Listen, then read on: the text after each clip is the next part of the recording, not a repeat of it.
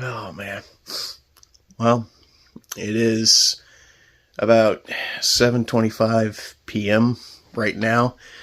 It's October 12th, 2025, and it's been a whole year. It has officially been a whole year since the death of my uncle. And I was really struggling on what to do today, just because I want to do something to commemorate him and memorialize him and all that. I mean, I feel like I've been doing that the whole year. Originally I was gonna do a live stream, do like a like a memorial live stream, but I honestly just couldn't bring myself to do it. Honestly, I think it'd probably just get copyright struck out the ass too, just because the amount of copyrighted music I'd be tempted to use. So I figured this would probably be better, because honestly, I don't even know what I'm going to do today. But I'm going to be recording small little videos like this, and then I think at the end of the day, I'm just going to kind of mash them all together and, just make a video out of it, talk about him, just tell stories. And, like I said, I don't know what I'm going to do today, but I'm getting ready to head to church right now. But I will talk to you guys in a second. And I just got in my car right now. I'm letting it warm up a little bit. I didn't really notice how cool it's starting to get.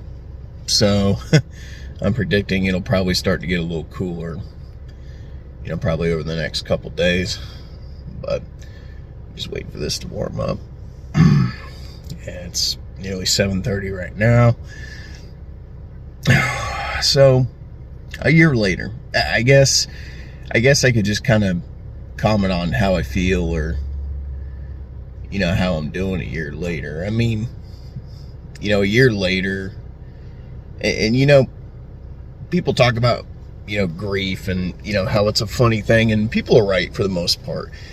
It's funny to me because I remember where I was last year, and last year was just absolutely abysmal. I didn't just lose my uncle, I lost my father figure, I lost my best friend. I mean, I got a great group of friends now, but even compared to them, it's not the same. I feel like I lost somebody that I could always go to for advice and, just ask about anything. And he seemed to always have an answer, And I mean, I live in a tiny house in his backyard. So I was very front and center for a lot of the stuff that was going on, when he was still here. And, I remember today, like it was, like it literally just happened. I'm not going to speak much on that right now, but I'll probably talk more about the events of that day probably later on in this video. But I keep getting distracted. So where am I a year later? I'm doing better. I wouldn't say my grief has gone away, because that's never going to happen, especially when you love somebody that much and you care about somebody that much. Your grief is just never going to go away. It's something that's going to be with you the rest of your life. And I know it's cliche, but when people say it gets easier with time, they mean that. You just kind of learn to live with that pain, and you learn to live with that grief, and you learn to function with it and go about your day, and you just kind of deal with it. And I mean, it sucks, but the unfortunate truth about death is, just because death has taken place, that doesn't mean, the world stops. The world keeps moving. Life goes on. And, for a while I felt differently, but I eventually realized that stopping my life, or not living my life, would just kind of be an insult to his memory. And he would not want me to stop living my life. He would want me to continue going, to continue living, and to just be the best possible version of myself I can be. You know, just take everything that he molded me into and just put it out there in the world and just share it with everybody. That's what he would want me to do. And there are days where I don't really do that well. And there are days where I'm just the happiest person I could possibly be. Today's kind of a mixed bag. I'll just leave it at that.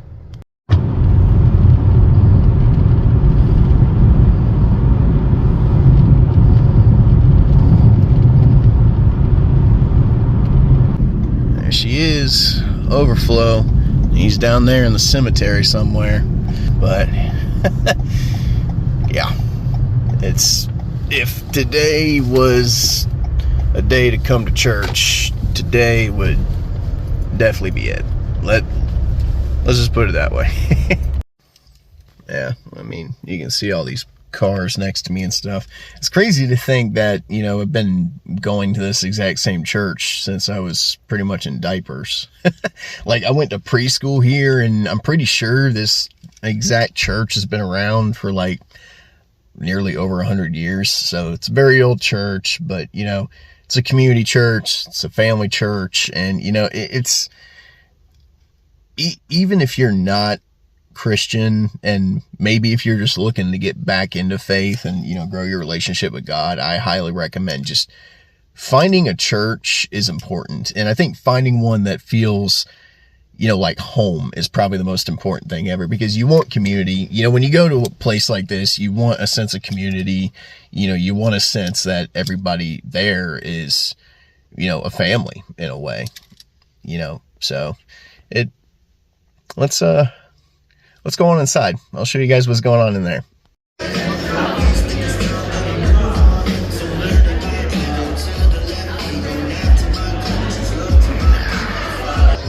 Best seat in the house.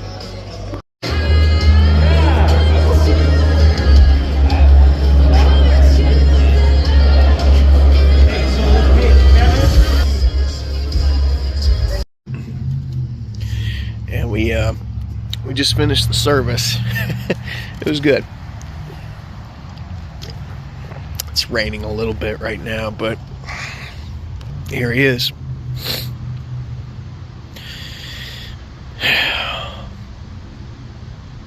The goat. Absolutely goated. God, man, I can't believe it's already been a year.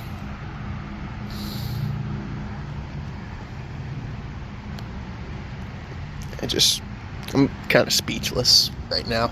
I don't really have much to say other than I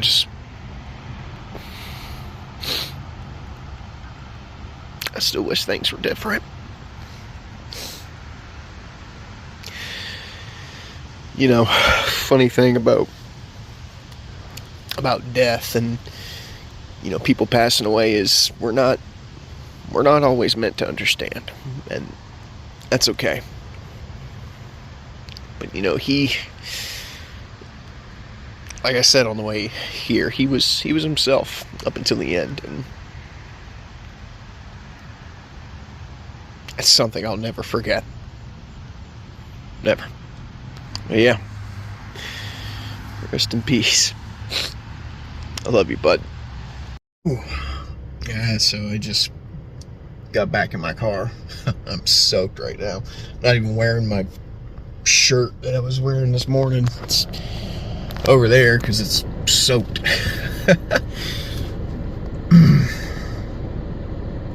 1 year. It still doesn't feel real. Like, it feels like it just happened. You know, my prayer, my biggest try not to be emotional. You know, my biggest prayer recently has been just, what has God anointed me to do with my life? And, you know, he was always someone when I had questions like that, or, you know, I wasn't doing well. I could always ask him, and he would just, I don't know, he just always had an answer. And I feel like I don't have that anymore.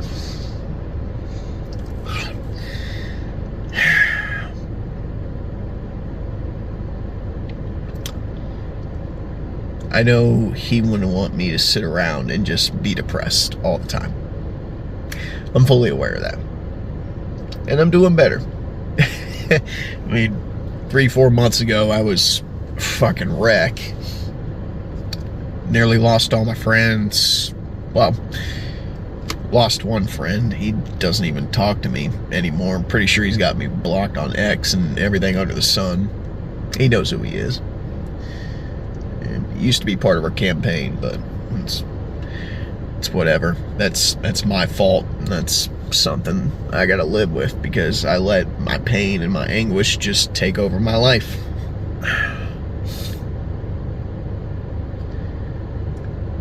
He'd be proud. He would be proud of the man I am, and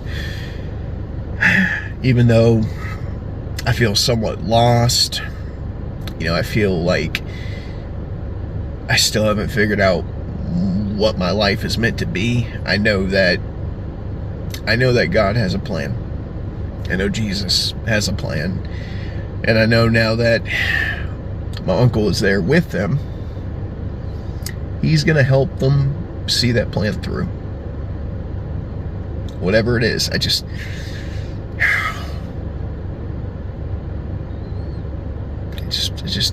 need a sign or something.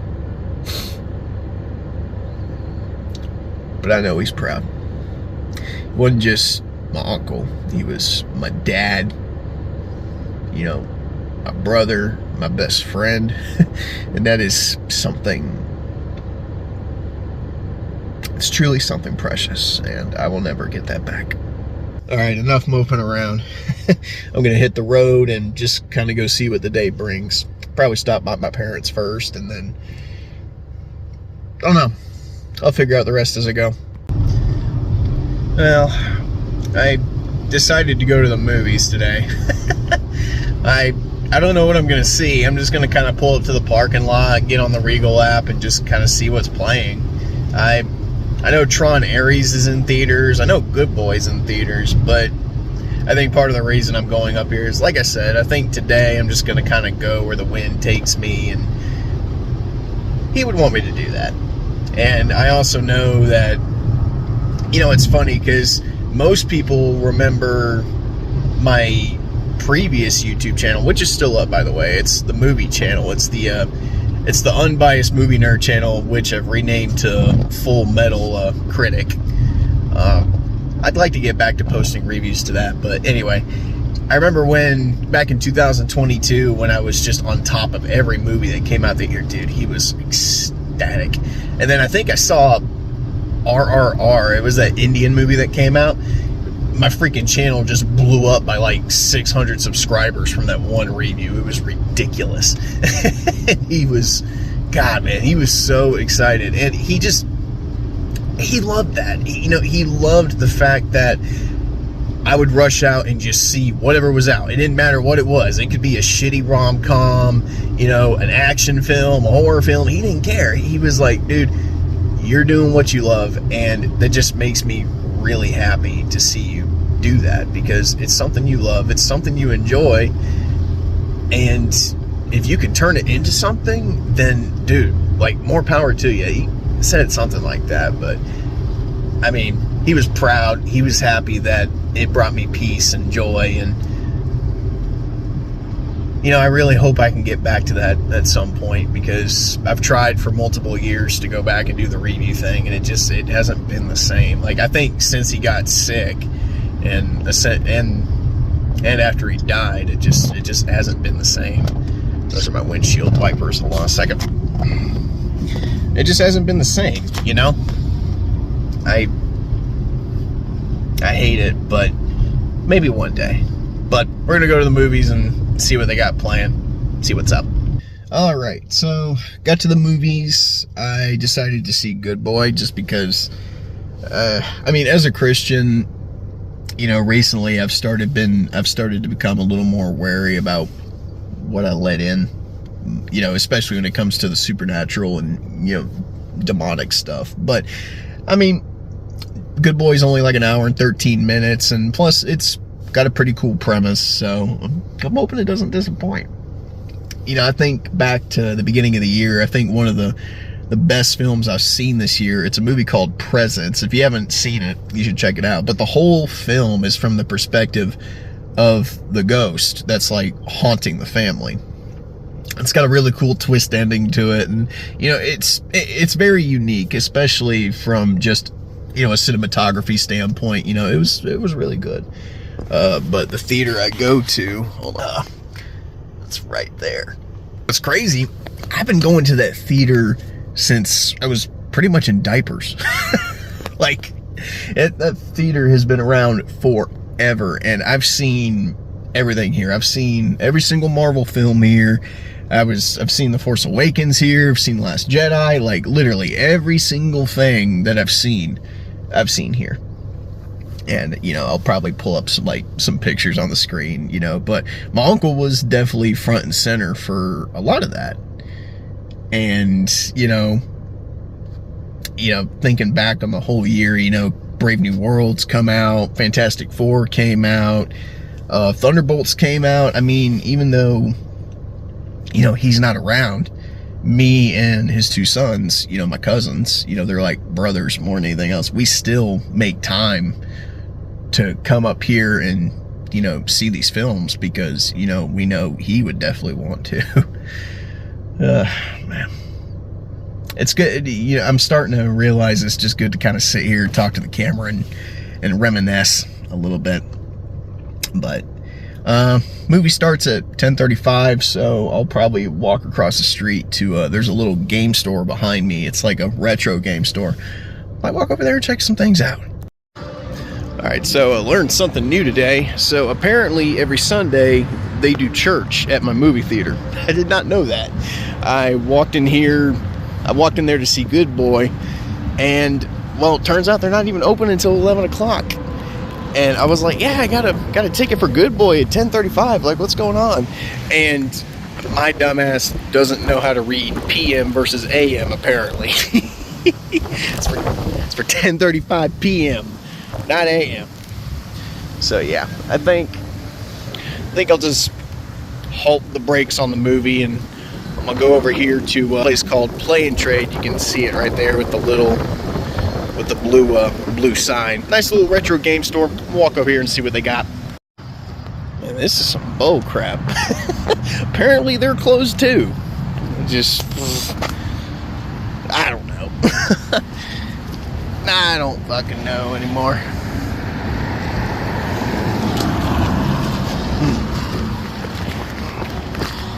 I guess I'll just go out and eat, I guess, but I don't know what's open and what's not. Probably get on my phone first and check. Yeah, they're usually, unless they just haven't opened yet, unless they're closed on Sundays, I don't know. I just pulled my happy ass up to, it's a nice little burger place. I don't even know if they're open either. Like, I need to check. I mean, now that I think about it, it is only 10:40, so it could be that a lot of places are just not open yet. I don't know. If this fails, I'm probably just gonna take my ass to Cracker Barrel or something like that. So far, my outing today has not been that great. But, yeah, it is what it is. Yeah, I think I'm just going everywhere a little too early today. Because Buffalo Brothers is closed too. I did check. Cracker Barrel is open, so I'm just going to get back on the road and head over there. See you guys in a minute. Oh yeah, it's definitely open. There are people everywhere here. I about got my rear end taken out just trying to back into a spot because jackass just decided he was going to try and fly by me while I'm backing in. Like, people just have no no self-awareness or any kind of sense for their surroundings, like, at all. Situational awareness. It's all about me. Me. Fuck everybody else, pretty much.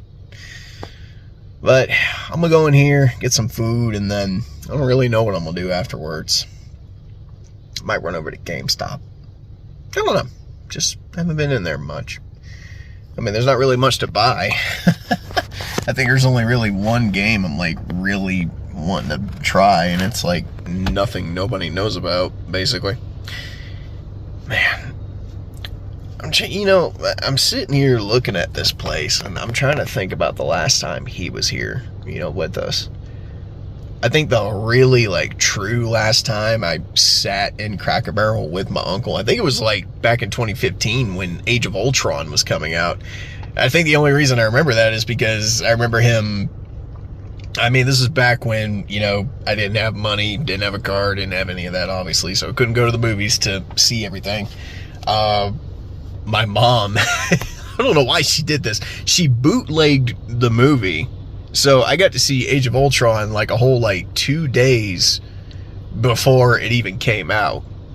And I was just biting my tongue really hard, at the table, trying not to say anything about it. And I think he knew I wanted to talk about it, but he just kept looking at me. He's like, dude, I don't know a damn thing about it. You say anything about it, I'm gonna smack your teeth out of your mouth. But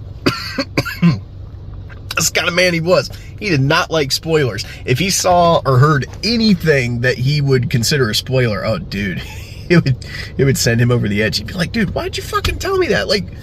I don't want to hear this shit, Nathan.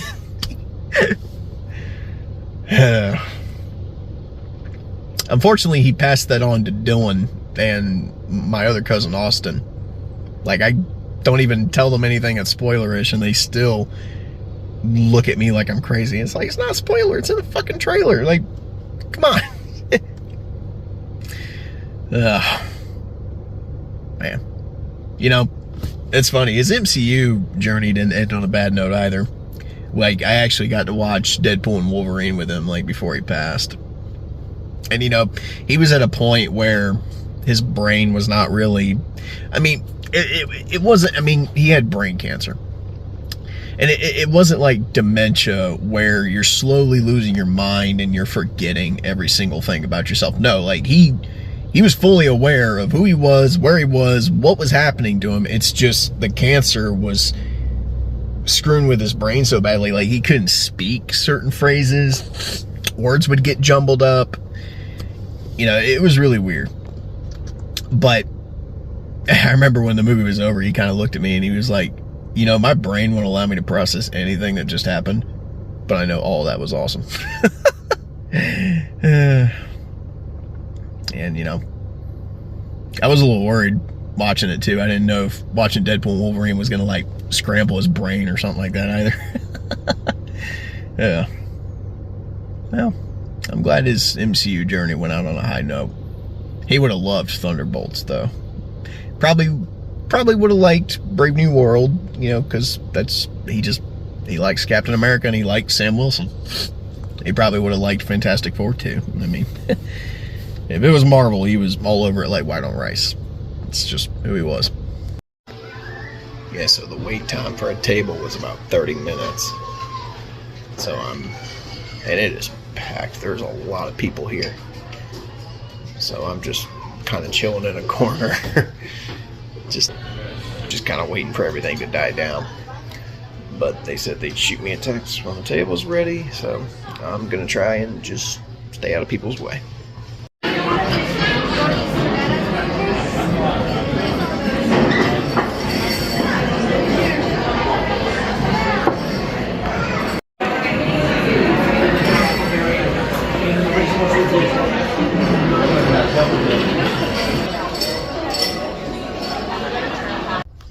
Ooh, all right.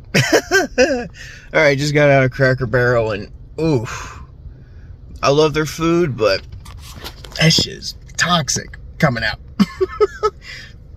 Steak, fried shrimp, some mac and cheese, and steak fries. Ugh, that was a concoction for disaster. You know, while I was in there, I was, because they had me at a little table, you know, just by myself. You know, it was like a 2-person table. One person would sit on the other end. You know, you get the picture. You know, I'm thinking about, I kind of sat in there just thinking about, you know, all the stuff that he passed on to me. You know, when I say I wouldn't be the person that I am, like, without his influence, I literally mean that. Yeah, I wouldn't be this big metal, you know, loving rock and roll fucking nerd, D&D dice rolling fucking nerd, if it wasn't for him. I don't know. I think when I get back to the house, I'll do like a deeper dive just on, you know, our history, and, you know, probably talk a little bit about everything leading up to his death, because, I mean, gotta talk about it. Can't keep it in.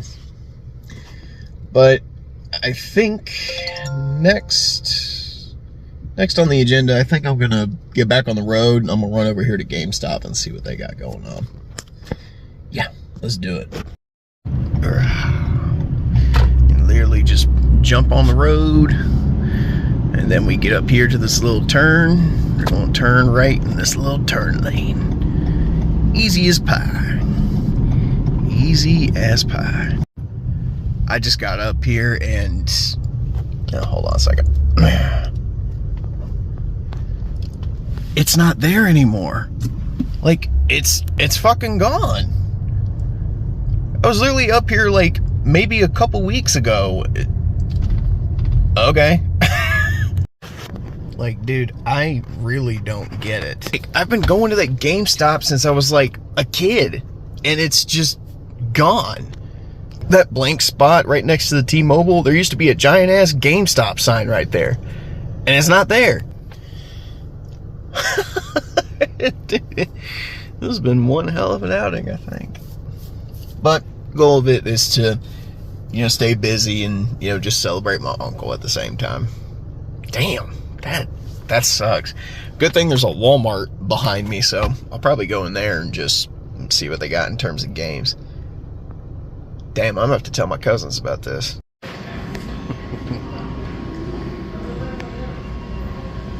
I got that one at my house.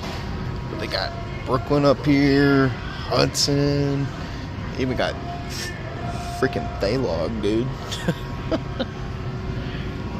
Does this open up?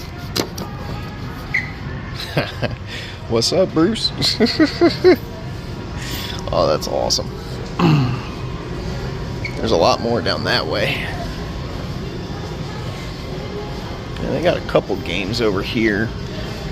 All of this is like on sale. It's all like 20 bucks. Oof. You see, I hate coming in here because I see all of this, and I have to like try and resist to not waste all my money. Like, dude. Sick.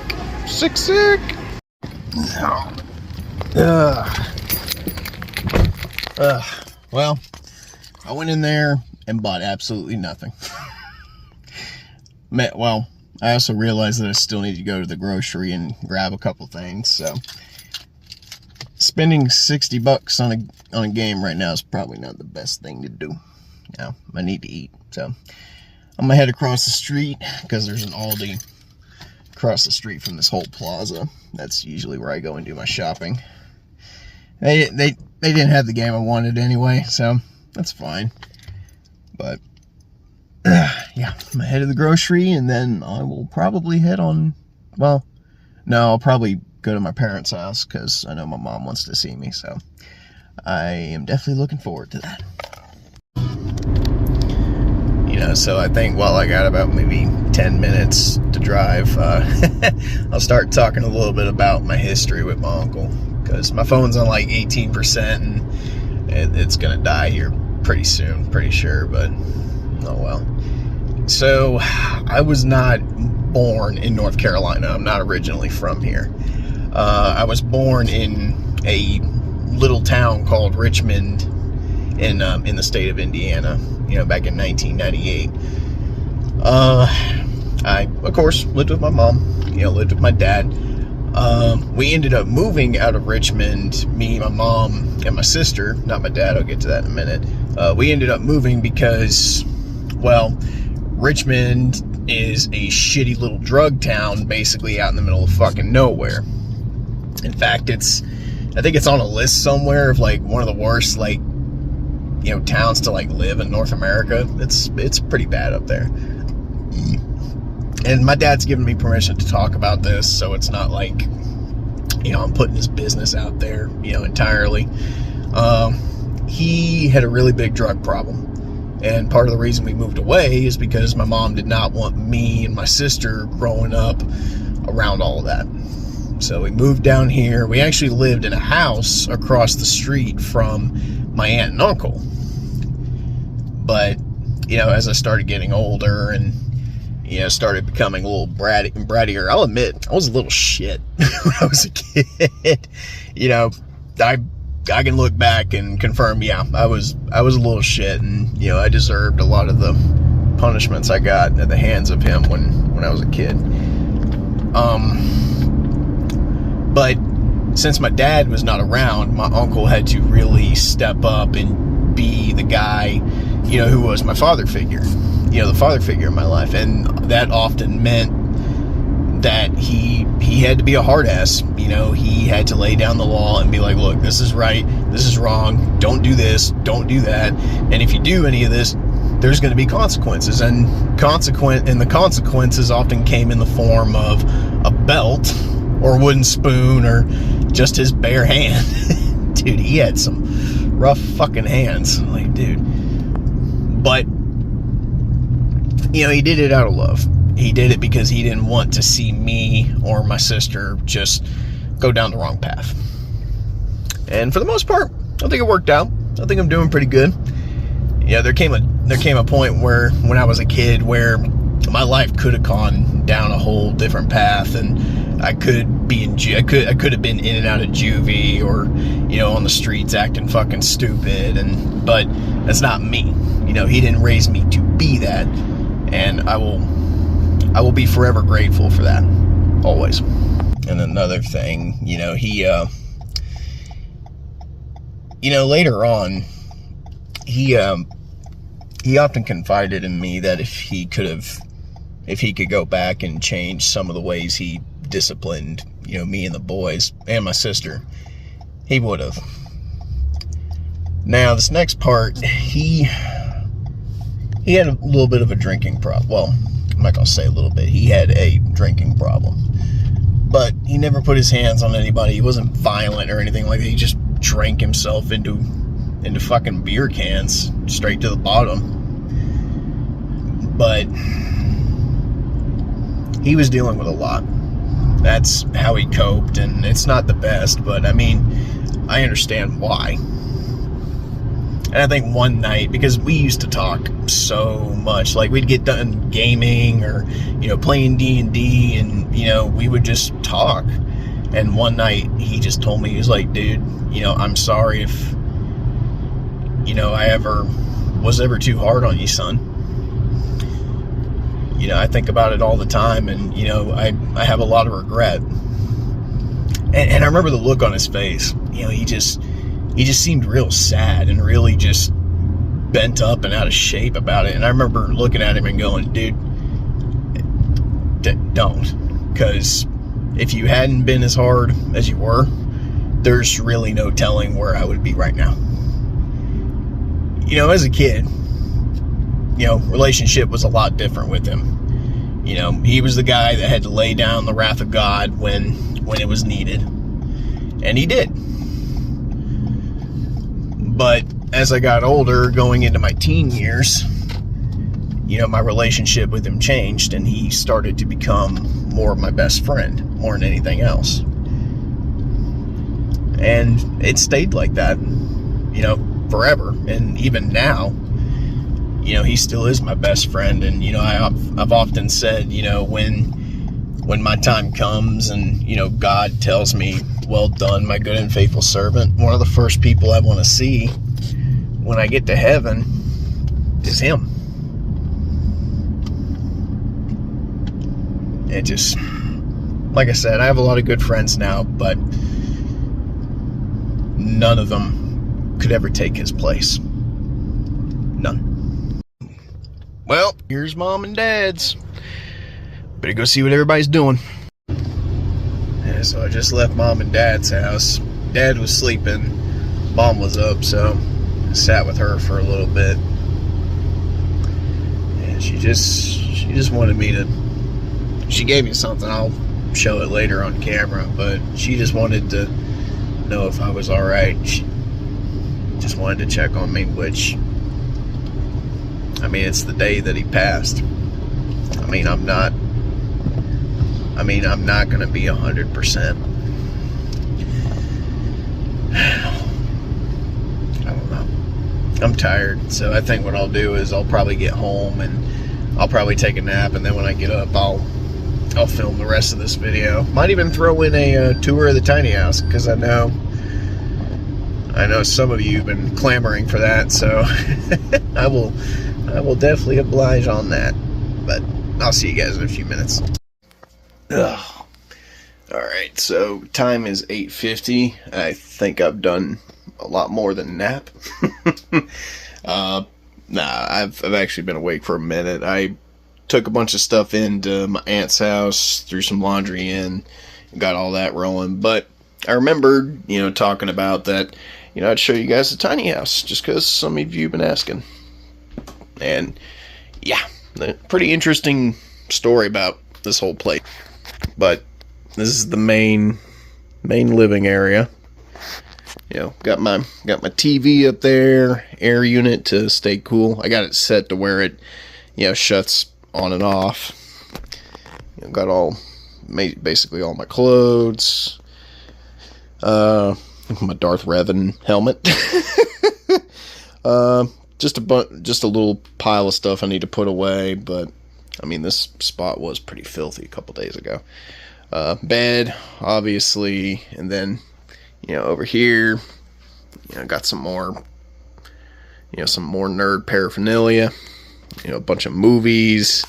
I need to start working on growing my collection again.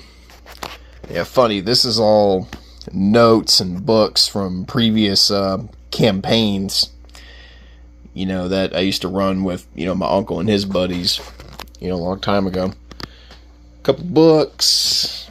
Yeah, got my mini freezer. Ugh. I actually need to make something to eat.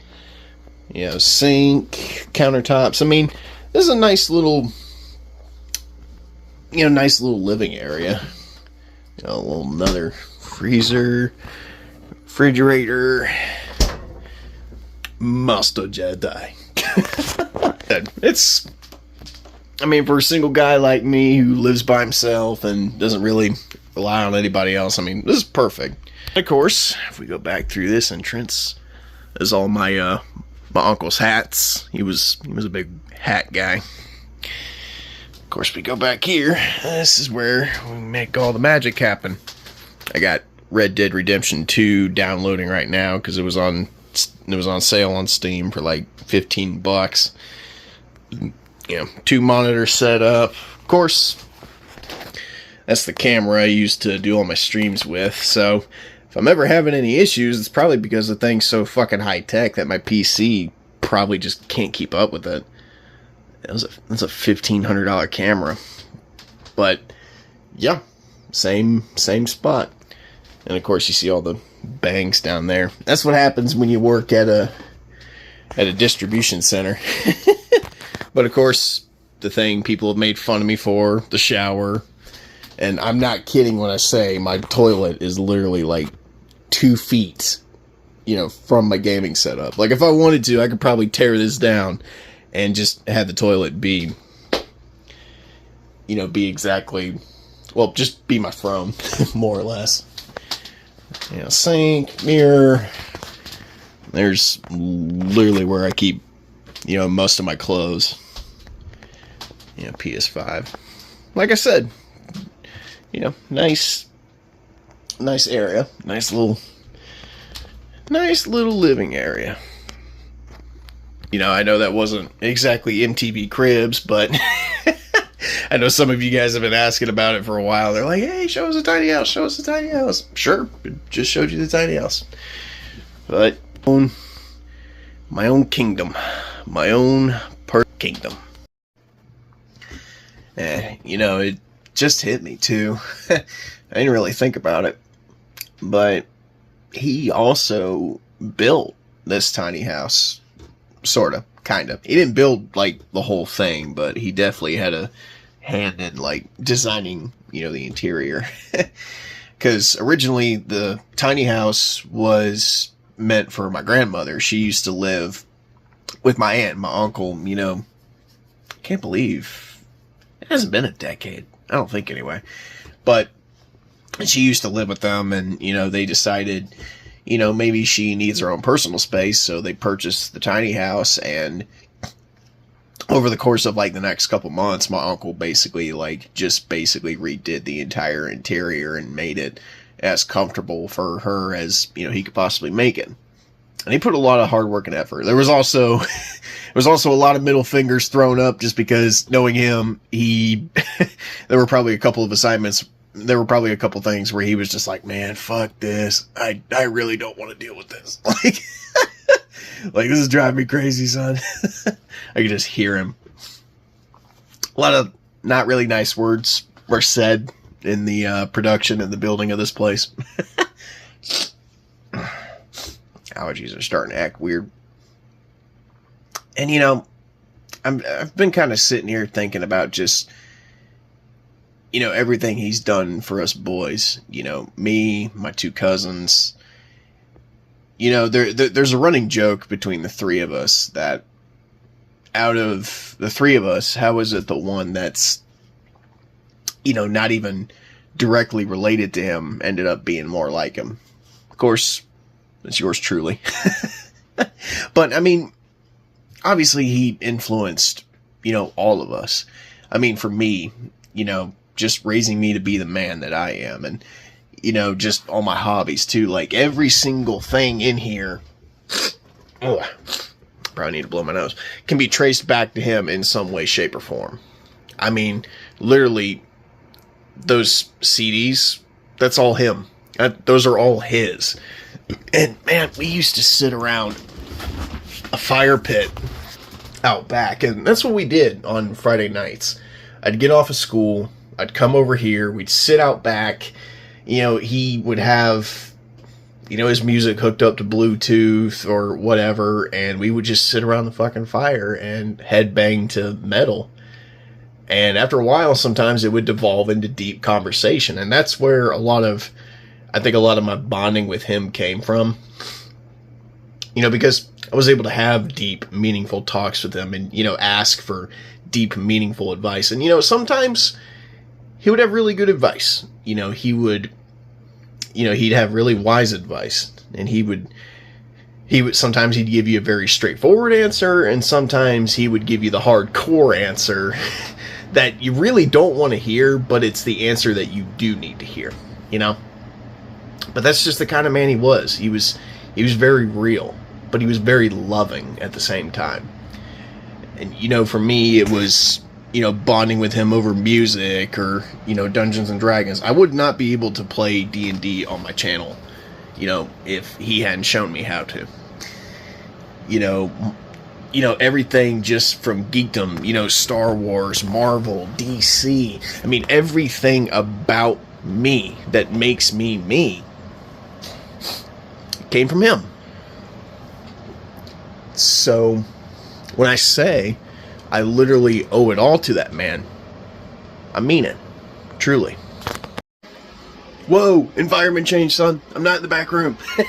No, I'm in the kitchen area getting ready to throw something in the oven. But, kind of like me with, all the nerd stuff, for my cousins, it was a very similar thing. Baseball was always a very huge part in their upbringing and, just his life. And, this past summer was kind of like the closing on a chapter a little bit because, my cousin, my youngest cousin, Dylan, he graduated from college with a master's in finance. Pretty sure it's either finance or business, but anyway. Uh, but for his whole, for his whole college career, he was playing college baseball. It was the same thing with, my other cousin, Austin. He's married, has a kid now, and God, I love Hudson. Uncle Jason would appreciate Hudson. He's definitely a parting boy. But, for me, as where it was geekdom, for my cousins, it was very much, their love of baseball and sports. And, my uncle, he spent a lot of time, coaching them. I can remember when we were all growing up, he used to be a coach for, like, a lot of the kid teams. And, I don't remember the specific, like, branches or whatever that they were all in. But, I mean, he literally planted the seed for baseball being a big part of their life. And, he loved everything about it. He was a multicultural, I cannot say that fucking word. I think you know what I'm trying to say. Multiculturalist. There we go. He was a multiculturalist. That's exactly what he was. He also got me my first job. And, I'm pretty sure some of you have heard me talk about this. He used to work for a car dealership. Not going to say the name of the place just because I don't want to, like, put anybody's name out there or anything like that. But, he worked in their parts department. So he would, like, price out parts to customers and, techs who were working on cars and all this other stuff. And he was really good at it. And he did that for for over 20 years. He was there when the place, like, opened and everything, I think. Actually, no. He wasn't there when it opened. But he did start working there, like, shortly after it opened. Fast forward to 2019 when I graduated high school. I think I applied for every single job that I could find, like, under the sun, and just found nothing. That's always kind of struck a nerve with me. Like, we want you to apply, you're looking for a job, but most jobs are like, well, you need a certain level of, experience or, years in this field to apply for this job. And it's like, well, how can I get experience or time on the job if y'all won't let me have the damn job? That's always cracked me up. But I had the fortune of everybody there kind of already knowing who I was, because when I was younger, I used to go in, during their yearly inventory, and I would help them out with inventory.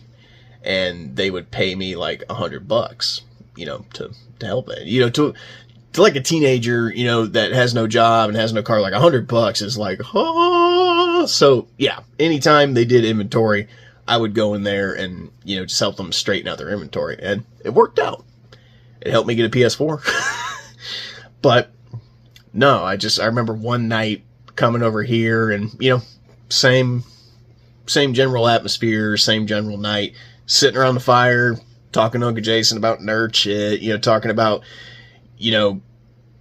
what happened on our previous D&D session, or, he's sitting there quizzing me on the music we're listening to. He used to do that a lot too.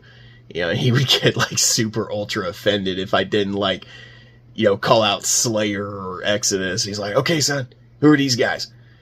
And Slayer would be playing. I'd be like, Megadeth. He's like, no, motherfucker, it's not. He'd get so triggered by it. But I remember one particular night, I just told him, I was like, man, like, I can't find a job at all, and it is killing me. And he's like, well, we're getting ready to go into the holidays. We're needing some help with the dealership. If I talk to Al, and, well, I know I said I wasn't going to mention names. Al was his boss. If I talk to Al, would you want to come in and, work and, make some money? I was like, fuck yeah. Say no more. Yeah, so I think like maybe in the following weeks I went in, I started pulling orders. That was one, that was the major thing I did, was I would get orders ready for all their drivers, because they had a bunch of drivers that would go to surrounding dealerships and little, auto stores and drop off parts and deliver parts for cars and stuff like that. It was a pretty decent gig for 4 years. I did manage to like climb the ladder a little bit. I did end up getting like a supervisor position at their big major warehouse that they have. And my job consisted of going in at 4 a.m., checking in all their special orders and all their stock, because they had 2 tractor trailers that would show up at like 3 a.m. every single day, drop off a bunch of parts at the warehouse, and then take off. So me and another guy, we would have to go in super early in the morning, scan it all in. I'd have to go up front, go into the computer, and check the system and make sure the entire order was right. I mean, there were a lot of steps. And then on top of that, take the special orders, receipt them in, and, load them into the system to send out with the drivers to deliver that day. There was a lot I had to do. And then on top of that, sometimes I would have to put up stock, because one thing I always said about Capital is that sometimes they would just hire the most useless jackasses that didn't want to do shit. But more on that later. I am never going back to Capital. Never! But I did that for about 4 years, and now I'm at the distribution center. And no, he was still alive when I left the job. Yeah, he died a year into my new job. And I've mentioned it. He died of brain cancer. It's, I forget the technical medical term for it, but it's supposedly one of the most aggressive forms of brain cancer that anybody could ever have. Like the survivability of it is pretty low. But I mean, we still managed to get 3 more good years out of him when he got diagnosed. And I'll never forget when it started, because I mean, I was there when it all started. It was November 3rd, 2021. My birthday. November 3rd. Like, my birthdays are cursed forever because of this.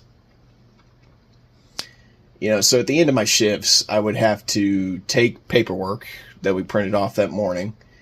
And because the warehouse wasn't like anywhere near the actual dealership, so I would have to take my paperwork at the end of my shift, get in my car, drive over there, drop all my finished paperwork in a bin, and then I could go home.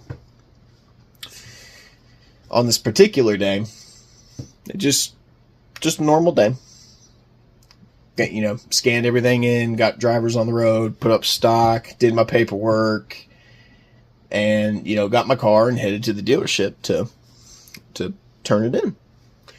The thing about the dealership was anytime you walked in the back, it was always busy. Like, people were always bustling about, either pulling orders or, somebody screaming at somebody about something stupid. That's just the kind of environment it was.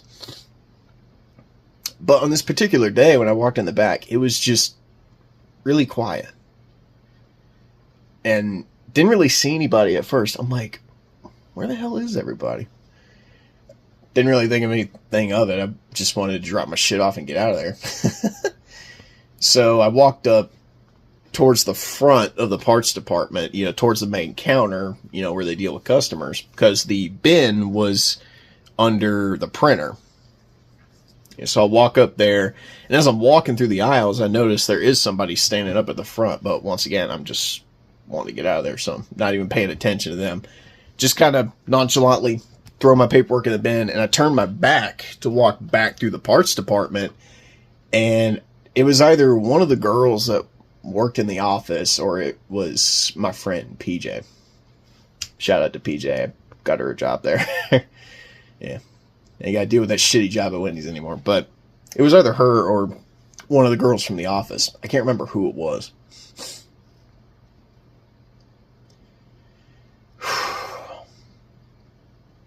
They stopped me.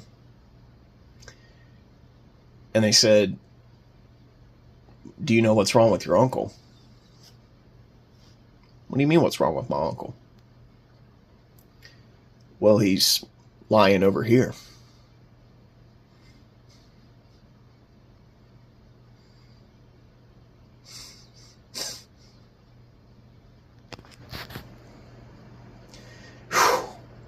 I turn around. I was moving so fast that, like I said, I didn't even notice until they stopped me. There were 2 paramedics over him. Everybody in the parts department was there. My boss was, I think he was on the phone with my aunt. He was just lying on the floor. Apparently, he had been complaining about spots in his vision. He said he was having headaches. And apparently they had kept telling him, just take it easy. Just, take it easy. Take a break if you need to. And he just dropped.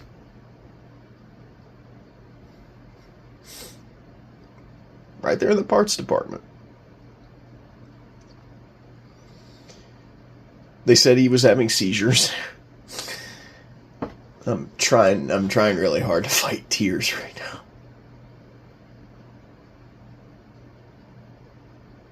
It took her and 3 grown-ass men to keep me from getting to him. And all I could do was just scream out to him.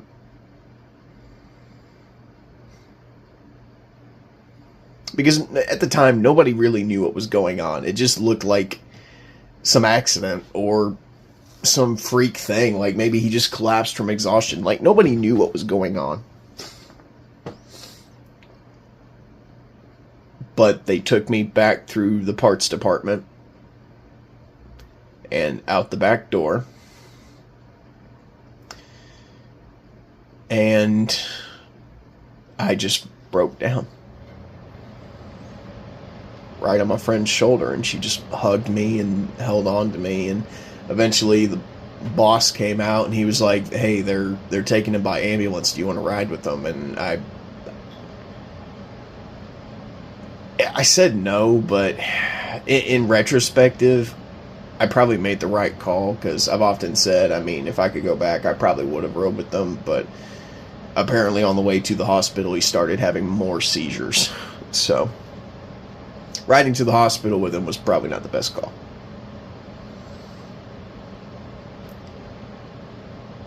Easily one of the top 5 scariest moments of my life. Probably number 1.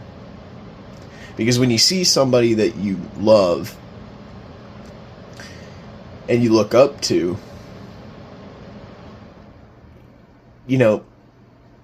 someone you look up to who's supposed to be like one of the big pillars in your family, and they're going through something like that, and you don't know what's happening, and they're in such a vulnerable position like that, it fucks with you.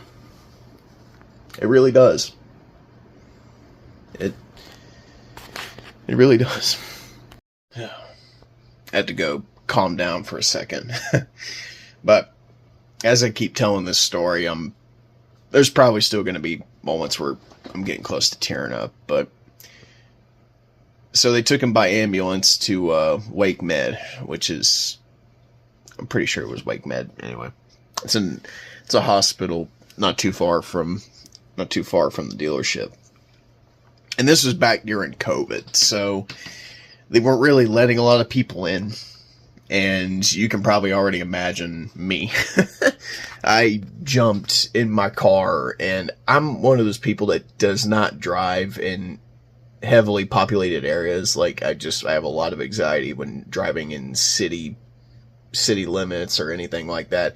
Dude, I was easily doing probably like maybe 103 trying to get to that hospital. I had my freaking caution lights on, was honking at people to get the fuck out of the way. I was driving like a bat out of hell trying to get to that hospital. And I think by the time I got there, I think my aunt was already there. My Uncle Matt, my Uncle Jason's brother, he was there. The guard turned me away because, once again, it was COVID still, and they just wouldn't let me in. So I had no choice but to basically just get in my car and go back home. And the ride home was it wasn't good. I mean, I basically did the speed limit the whole way home with like no music on, was just lost in my thoughts, just constantly going, oh fuck, oh fuck, oh fuck, oh fuck. Wind is blowing something against the house. And this is back before I lived in the tiny house, so I was still with my parents at the time. Got back to the house and basically just spent the whole afternoon just waiting on something. Like anything. Because like I said, nobody knew what was going on. And everybody was just waiting for something. Like, what is going on with him?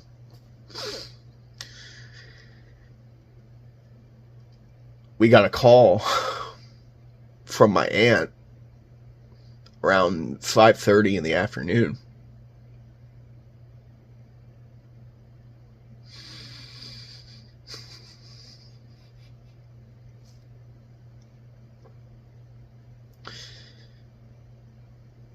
And she said, he's got cancer in his brain.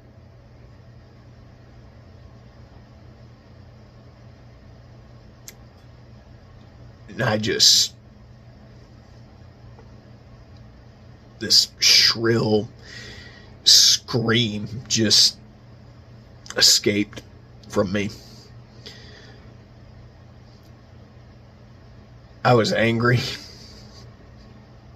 I felt cheated. And dude, I mean, obviously my faith is better now, and I'm going back to church, and I know Jesus as my Lord and Savior, but in that moment, I questioned every single thing I have been led to believe. I remember just storming out of the house and onto the lawn, screaming, crying, cussing. I remember I looked like a crazy man. I remember just looking at the sky, and I'm pretty sure I said every single hurtful thing that I could say to God, just short of being blasphemy. I was saying shit like, out of all the evil pieces of shit that you continue to, let live on this fucking planet, why him? Why him? I was yelling, show yourself to me, face me, motherfucker, get your ass down here. It's probably the most wrathful I've ever been in my life.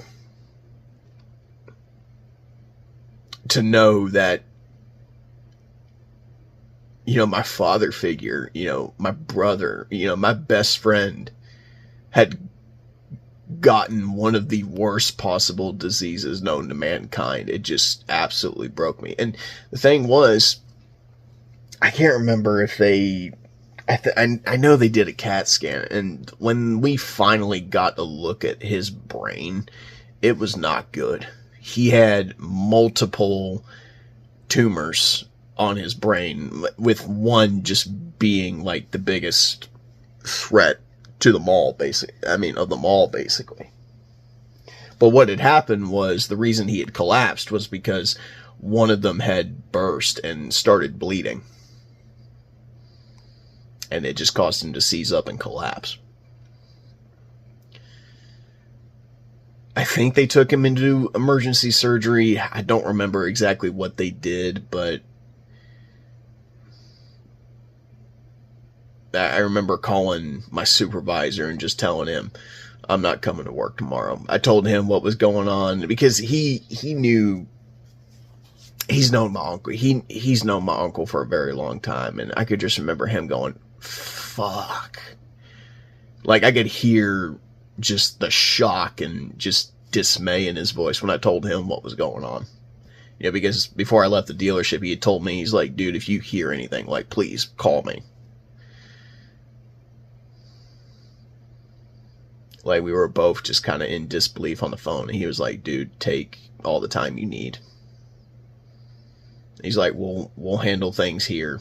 Just don't worry about it.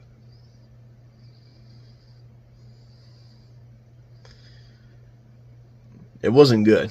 It wasn't looking good. And at that point, none of us really knew what this was going to turn into. Like, we didn't know if he was on his last legs, whether or not he was dying. I mean, they basically confirmed he had stage 4 brain cancer.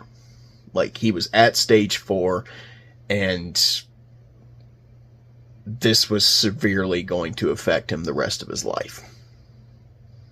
No matter whether it was 20 years or 5 years, this would be something that he would have to fight for the rest of his life. And you know, as scary as all of that was, I do think when I think back on everything that happened, a lot of good came out of it. It wasn't all just doom and gloom. You know, I mentioned earlier that he had a really big drinking problem. And like I said, he wasn't violent. He didn't beat anybody or anything like that. He just... alcohol was his drug, and he struggled with it for a while. And what's ironic about the whole situation is he died from a very similar cancer that killed his mom. Maybe not the same type of cancer, but I mean, she died of cancer too. And I think that's where a lot of his problems really started, and he had a lot of pent up anger for just, well, not anger, just a lot of resentment for the Lord and for God in general, because he asked a lot of the similar things I had asked, like, why me? Or why him? Or why her? Like, why is this happening? He turned to the wrong thing, which was alcohol. After he got diagnosed and after he finally got out of the hospital, they managed to remove a lot of the smaller tumors. The bigger one was always going to be an issue, but they managed to get it under control, and he started going to Duke University, which has probably one of the best cancer treatment centers, like, in the country. So he was in really good hands for the 3 years after that. You know, like I said, a lot of good came out of it. You know, there were still a couple scares. I remember, like, maybe the night after he came home, he had to go back because he started having another mini seizure. But things changed over the course of the next year. And there came a time where he was in remission. They were doing some crazy treatment with polio. And what they were doing was, because, like I said, Duke University, best treatment, you know, cancer center in the country, by far. Like, if I were to get the kind of disease he had, that's where I would go. But they were doing this experimental trial where they would essentially take the polio virus, I think it's a virus, and they would pump it into his head, like where the tumor is, and then they would inject him with these drugs that would more or less, like, activate his immune system to attack the tumor and, like, eat it. Like, it was the weirdest thing, like, I think any of us had ever heard of, like, at that point. But it worked. Like, it worked. And he was in remission for, like, a year and a half. And, you know, that's when I really started to that's when my faith really started to grow. Because he came back from a disease that frankly should have killed him, like, from the beginning. And, you know, I came to realize that God still had a reason to keep him around. Like, my uncle's job on earth was not done. And he became a whole different person, too. He stopped drinking. He started going back to church. He started worshiping the Lord. Like, he was doing things that I never thought in a million years I would ever see him do. He got baptized.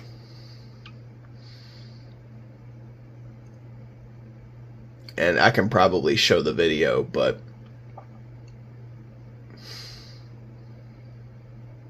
it's heartbreaking in retrospective, but he gave his life to Christ. And I remember one of the things he said right before he went under the water was, I'm not going to let this take me. And it's not going to take me. From an earthly standpoint, you could look at that and go, well, it did take you. And it did kill him. But I think spiritually, it didn't take him. He was himself until the very end. He didn't let that disease control him. He didn't let that disease keep him from being happy and doing things with his family. And he just wanted all of us to live our lives. You know, that's the biggest takeaway I think I've had from from this whole experience is no matter what, you know, life is short and you have to live it.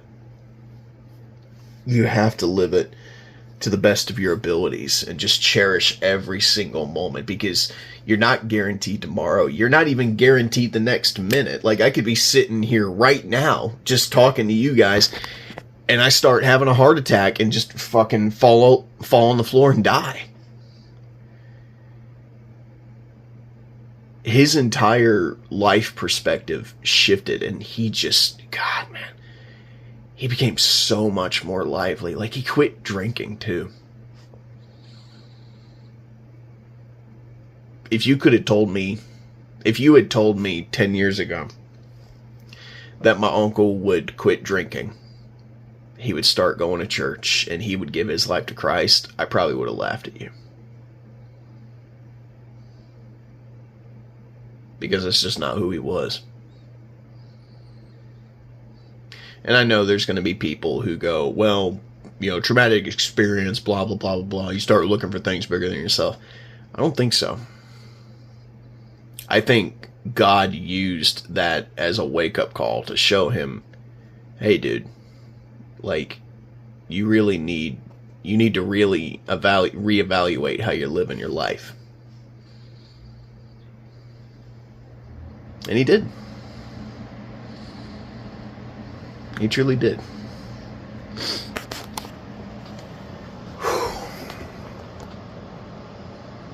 Sitting here just reliving all of this and thinking about all this it's been insane.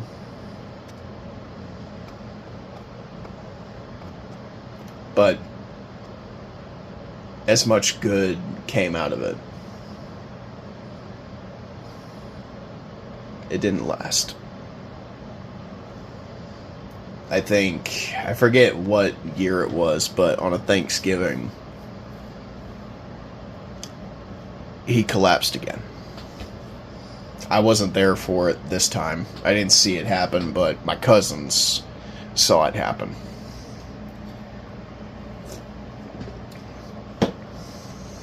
And we basically went through the same song and dance that we went through before.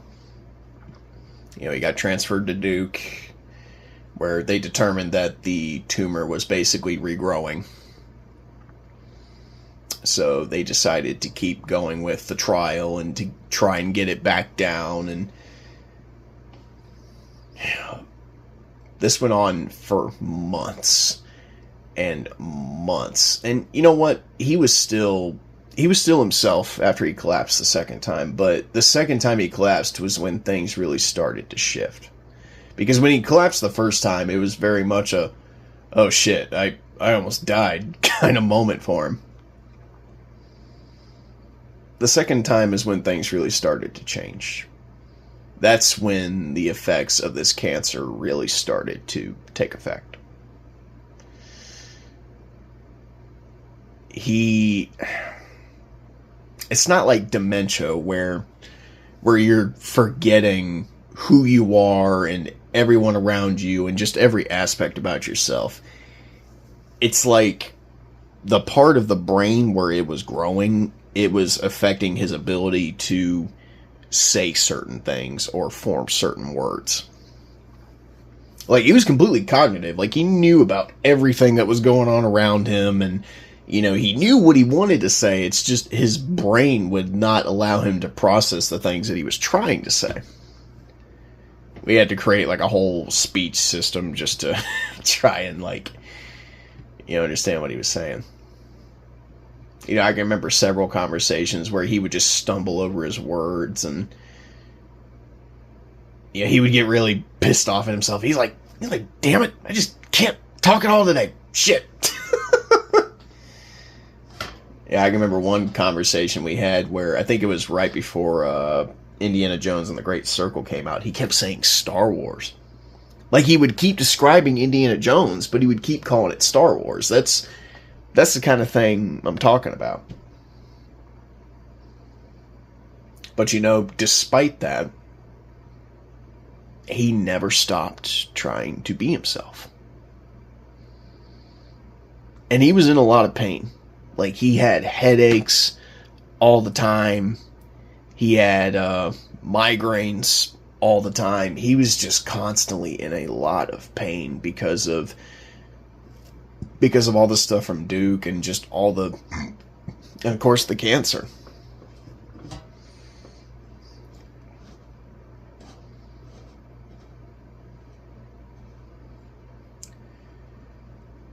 But we held out hope. You know, we kept praying and hoping that things would get better, and, you know, for a while things did look good, and things were good. It's like he doubled down on, you know, just living his life in a whole new way.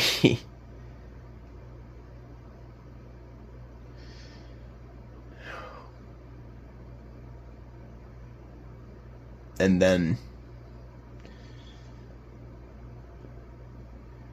then he collapsed a third time. I forget what the occasion was, but this time my Uncle Sean, my mom's brother, my aunt's brother, he was in town, and I think they were all going to the beach for something. I forget what it was, but this is where things really turned, and we knew that our time with him was limited.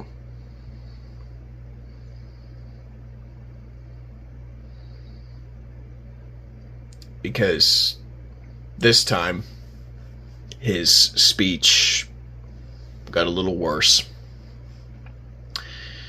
And then his mobility in his body started to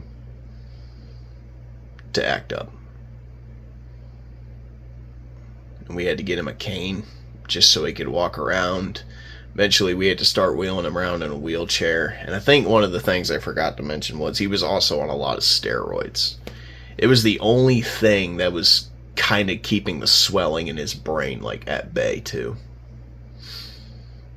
So, he was eating a lot of unhealthy stuff.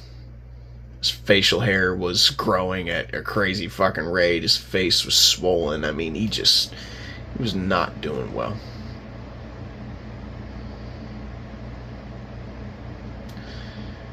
You know, I can remember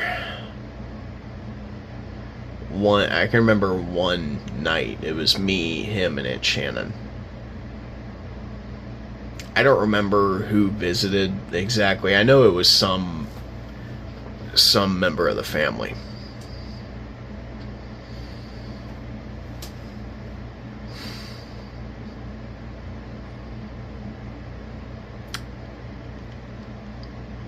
I like to tell myself that this was the night that I said my goodbyes.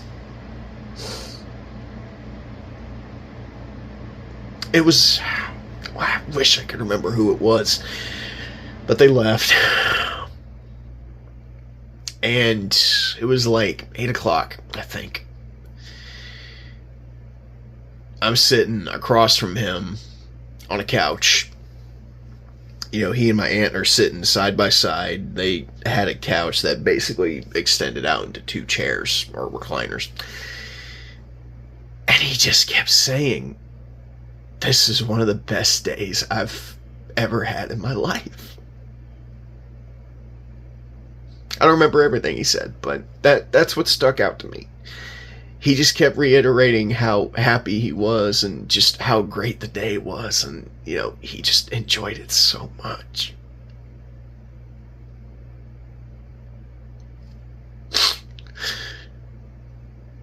I'm sitting there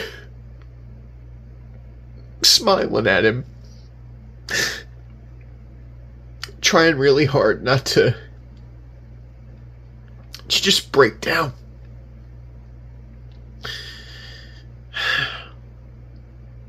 Because at that point, the doctors hadn't given us a time frame as to how much longer he was going to live, but we all kind of knew that he was basically living on borrowed time.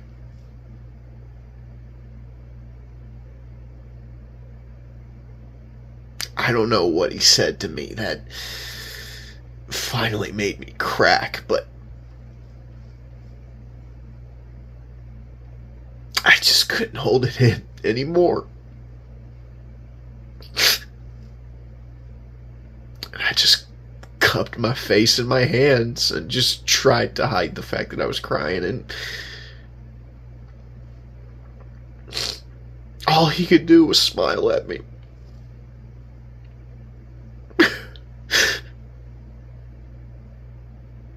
And he stumbled to get up. Because like I said, he couldn't really walk normally anymore. It was kind of a shuffle, and he really needed that cane to walk. But he kind of stumbled his way halfway across the living room towards me.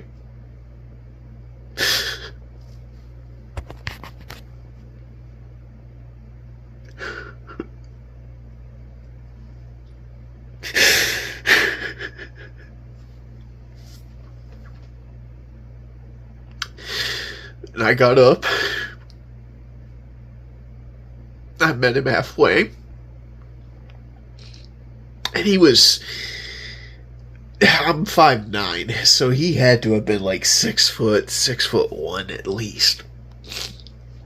Like I would always, when I would hug him, I would always put my chin on his shoulder.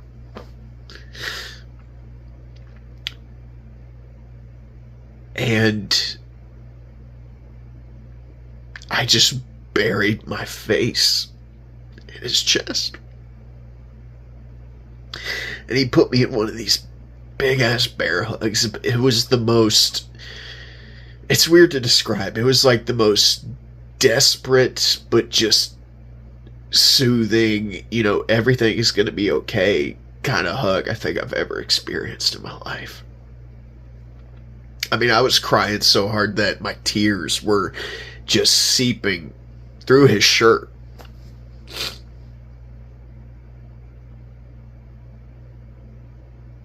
He just kept telling me, "It's gonna be okay, son.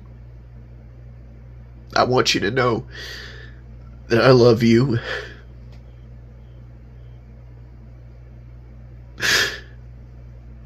That no matter what happens, I'm so proud of you. I'm so proud of you, son."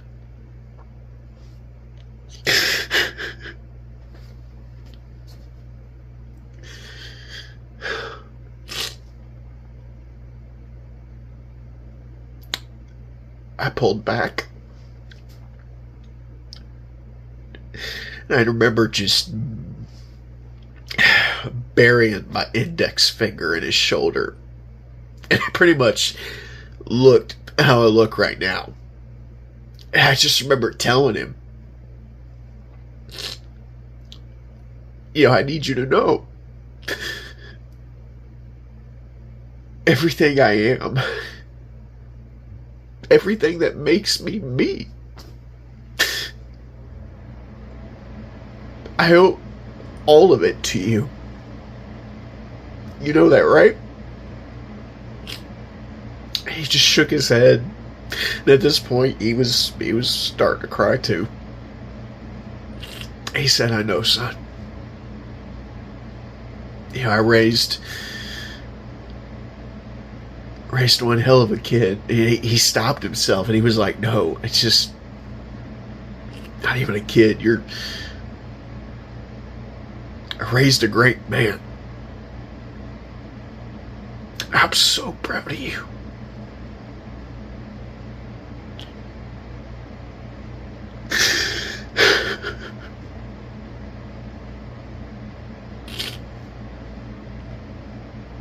And no matter what happens, I want you to always remember that I love you. And I'm proud of the man that I raised you to be.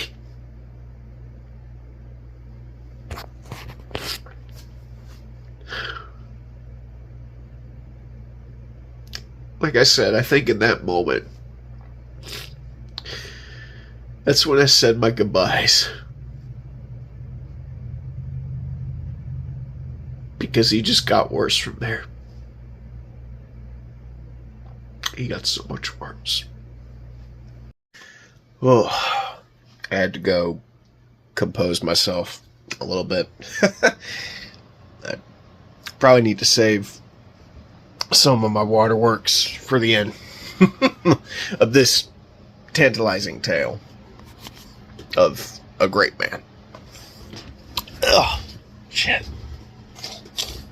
I'm good.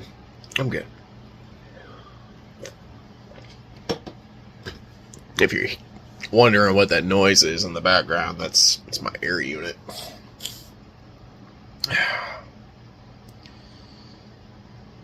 But yeah, things just kind of started to spiral from there. His pain got worse. His ability to speak got worse. His ability got worse. Anytime he needed to use the bathroom, one of us would have to basically help him into a wheelchair and just wheel him down the hall to the back room. To the back bedroom where his bathroom was. I'll tell you guys right now, cancer is not a joke. I know when we're kids, or even now, I don't joke about it anymore because I've been there. I've seen what it does. It is one of the worst things that I think any human being could go through. It is not a fate or something that I would wish, on my worst enemy.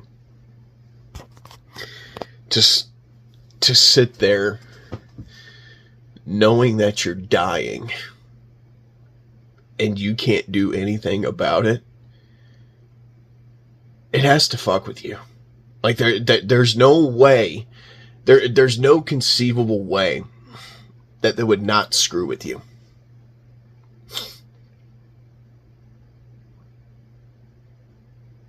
But I'm sure there's probably a lot of conversations he and my aunt had when I wasn't around, where he probably expressed a lot of feelings like that. I'm not an idiot. I know he didn't go through this whole thing, taking it on the chin, because, like I said, what do you do when you're sitting there and you know that you're dying and you know you're not long for this world? I can tell you, one of the things he did was kind of like, he reassured me that everything was going to be okay. He did the same thing for everybody else. I remember one time my Uncle Matt, he came back to North Carolina to visit, because at this point it was either you're going to see him before he dies, or he's going to die and you're not going to see him at all. So my uncle Matt came down here to see him.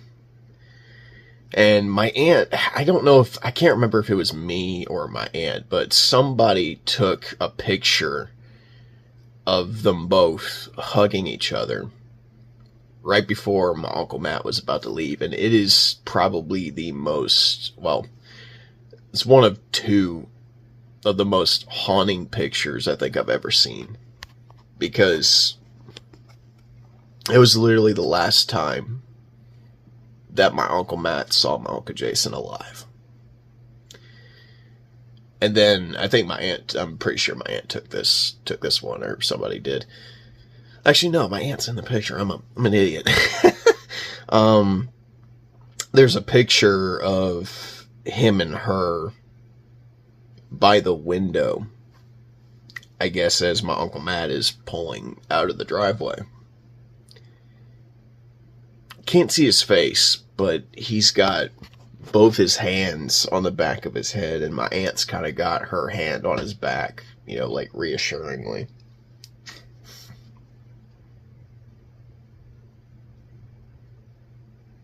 That was the last time my Uncle Matt saw his brother alive. It didn't really hit me until later, when I thought about it, and I was like,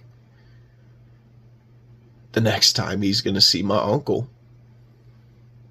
is in a casket.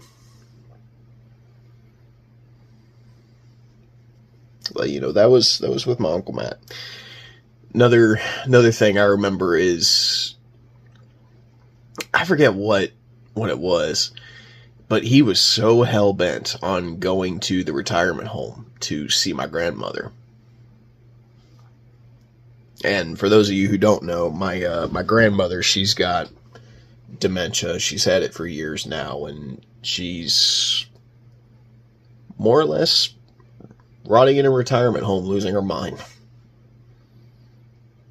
But, when she lived here, before all of this, my uncle did everything in his power to make sure that she was comfortable and that she was part of the family.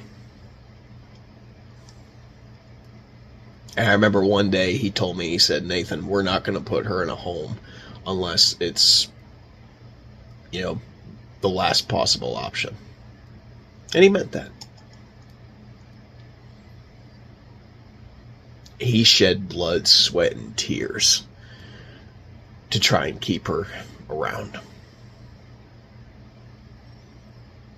I wasn't there for this, but I know it was him, my Uncle Sean, my Aunt Shannon. I think my mom might have been there too. I don't remember. I'd have to find the picture. And this was right around the time when he was really, bad, really towards the end. Face swollen, facial hair was just out of control. He'd put on a lot of weight because of the steroids and just, all the stuff he was eating. To this day, not even my aunt really knows what he said to her. But there's a picture I look at every once in a while, and somebody took it. He's on his knees in front of her. She's kind of in her, because she's got a little wheelchair that we all push her around in. He's on his knees in front of her, and he's talking to her. Before they left, my aunt said that he had told her something in private, and he never told her what it was. It wasn't until after he died that we really started to speculate about what that could be, because my grandmother's not doing well. She's not. I don't know how much longer God is going to allow her to stay here, but me and my aunt really seem to think that the last thing he told my grandmother was that he would be waiting on her.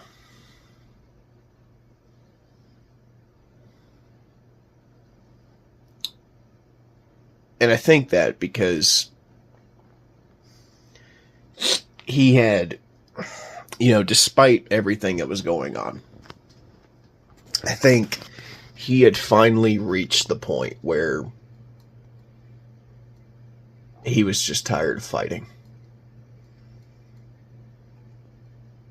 He was at peace with what was going to happen.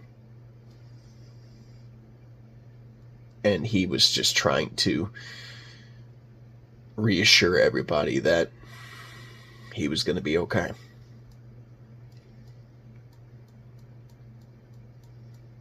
The thing I miss the most, aside from our talks and, him just being my best friend, I miss having him around. I remember when he got out of the hospital the first time, I remember Uncharted was coming out at the time because, I had started doing the movie reviews that year. And he loved watching me do the movie reviews. And he loved the games. So anytime there was a movie coming out that I thought he would want to see, I'd be like, hey, you want to tag along? And he was like, yeah, sure. Even though he was freshly out of the hospital and his brain was still kind of in the blender, he'd be like, yeah, sure. Let's fucking go. Let's do it. I took him to see Uncharted when it came out, the one with Tom Holland. When Jackass Forever came out, we went and saw that. It was probably not a wise decision. He was laughing so hard that made his head hurt even more. Like, he'd be like halfway through laughing, he'd be like, and just, yeah.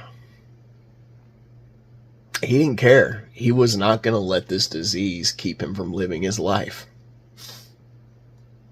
And he meant that.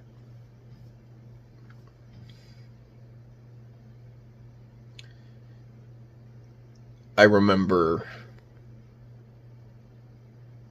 the final day before he died.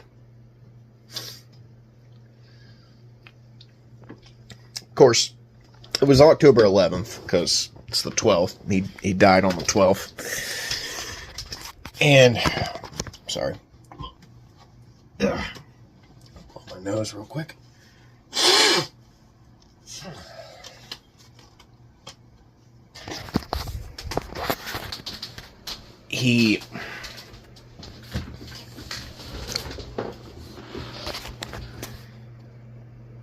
I remember that day because it was very warm.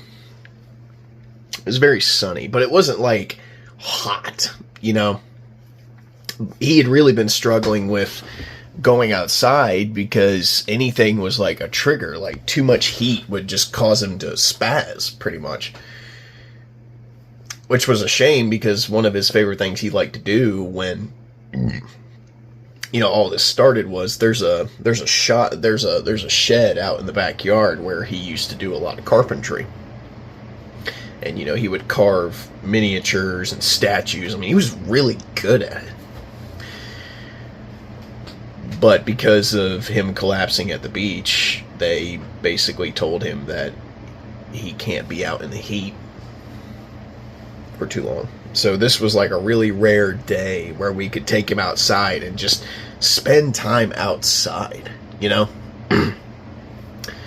We sat out on the back patio for a while, and the thing was, he wanted to sit down like in the yard, so luckily there was a ramp where we could push him down the ramp into the yard and get him to where we needed him to be. And I remember, I think it was either me or my cousin, like one of us lost our grip on the chair as we were kind of bringing him down. And he slid in the chair a little bit, and he was just like, oh shit. just nonchalantly like, oh no, going over. I don't even remember half the things we talked about, but I remember just sitting outside for hours. He just looked so happy. It was almost eerie, like, because just, like, literally, this is the day before he died, and we didn't know he was going to die the next day. But he just looked really happy and just so at peace. And, you know, I remember at the night, you know, the end of the day when, because my routine would be, you know, tell everybody good night, come out here, do my thing out here, whether it's play a game, watch a movie, watch TV, you know, cook, whatever. Just at the end of the night, tell everybody I love them, come out here. Looking back, there was something very different about his demeanor when I told him goodnight that night. I think the reason he was so happy throughout the day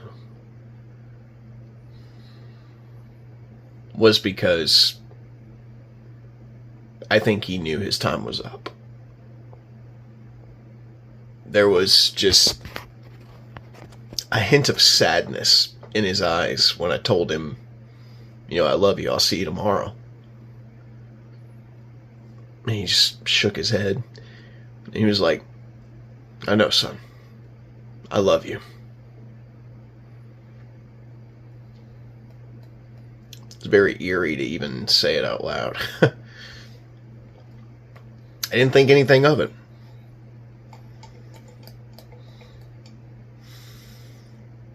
Now we're getting to probably the hardest day of my life.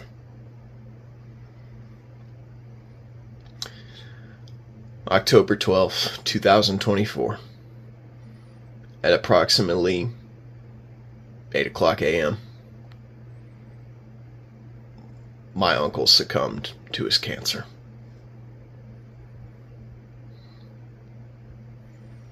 And, you know, it was weird because I remember waking up at about 8:30 because since I work second shifts, I don't normally wake up until like 12:30. I had my alarm set for like 12:30 and I was going to wake up, go in and see everybody.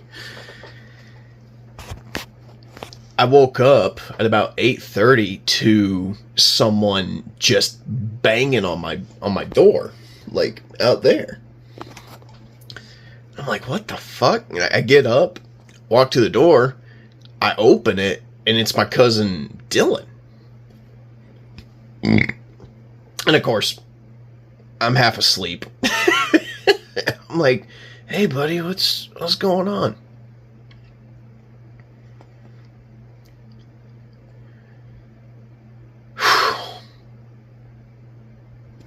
He looks at me and he goes,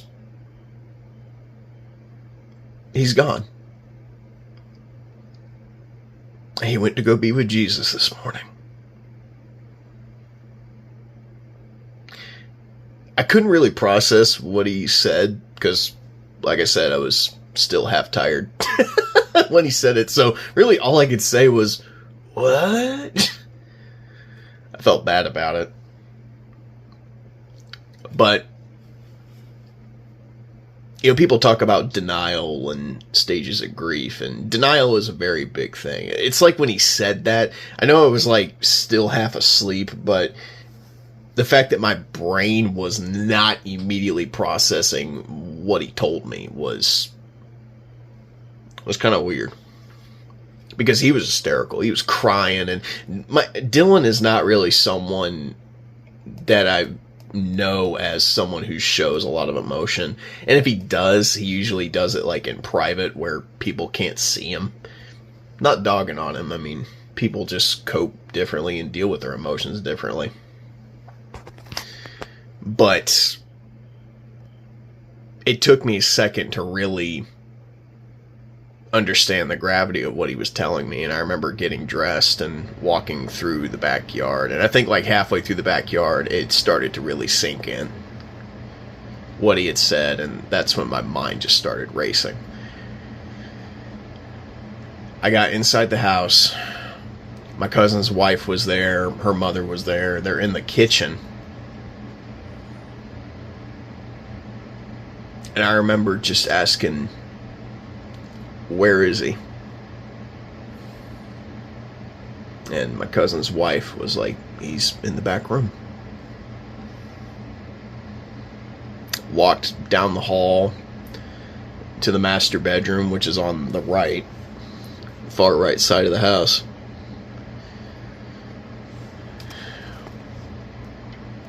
Walked in and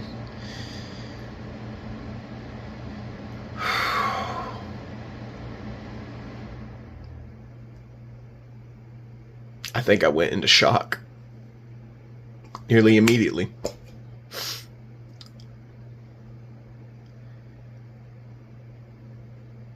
I know they say you shouldn't compare real life to the movies, but that's all I could really compare it to, because he was just so pale. He was so white and cold.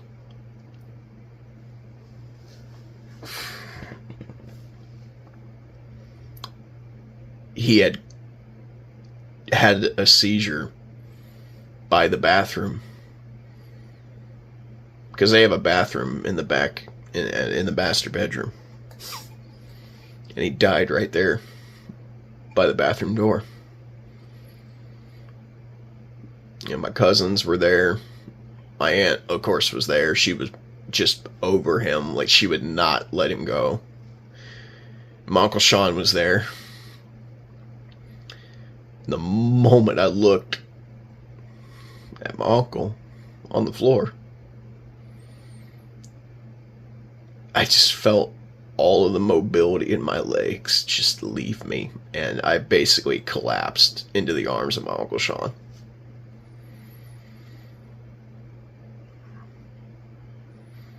I don't even remember half of how I was. I think I was just in shock.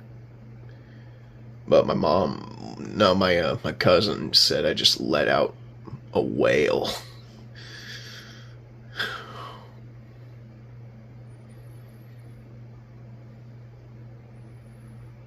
I knew he was dead. Part of me didn't want to believe it, but I knew he was gone.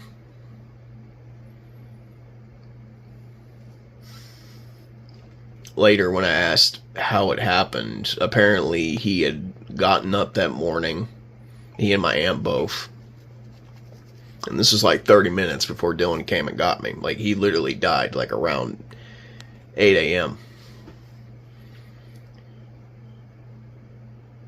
My aunt really beats herself up, but I really think this is just the devil in the disease trying to get one last jab at her before God took him. Apparently he was really combative. He was a little agitated about not being able to go to church, not being able to do this, not being able to do that. You know, he was agitated about the clothes that she was picking out for him, like. And then I guess at some point he got to the bathroom, and then that's when he started having the seizure. My mom thinks that he was already having seizures when he was having those belligerent moments. And I mean, it's not uncommon for this kind of disease to affect the mood like this. So. But my cousin, Dylan, he literally died in my cousin's arms. I feel like I should be crying right now, but I think I let it all out earlier.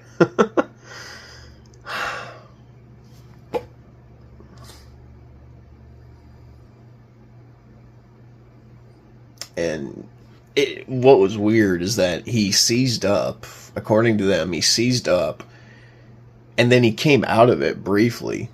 Like, his final words were literally, "What the hell?"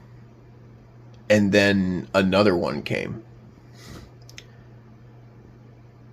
Only this time, he didn't recover from the second one.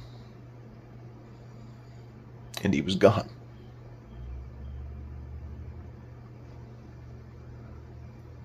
Single hardest day of my life.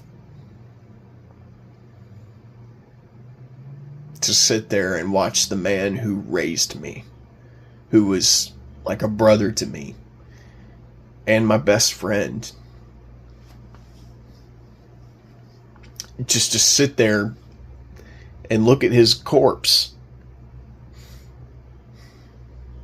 It's something I'll never forget.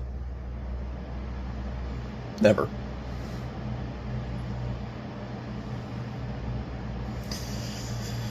Eventually, the funeral home people came. They picked up his body, and they took it to a funeral home, and I don't even remember what everyone else was doing that day, because I went out to the house and immediately I started work on a tribute video that I was going to play at the end of our D&D session that night. And it's weird because we played D&D that night live. I think it was Curse of Strahd episode 7. You can go back and watch the episode.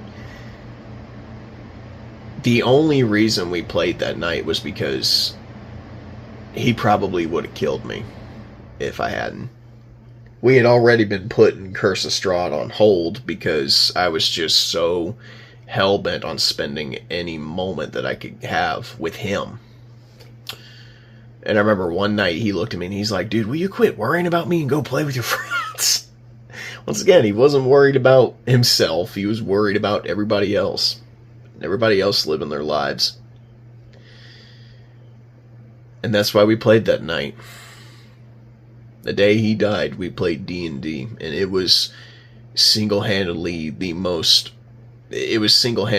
hardest episode or game I've ever ran in my life.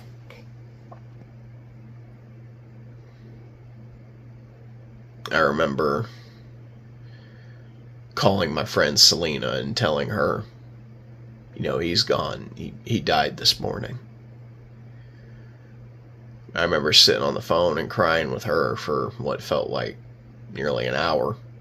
It was literally only like maybe 20 minutes, but it felt longer.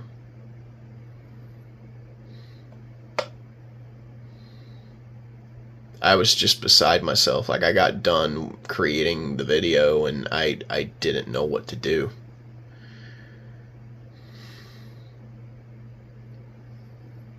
But we ended up playing that night. Played the video at the end of it all, and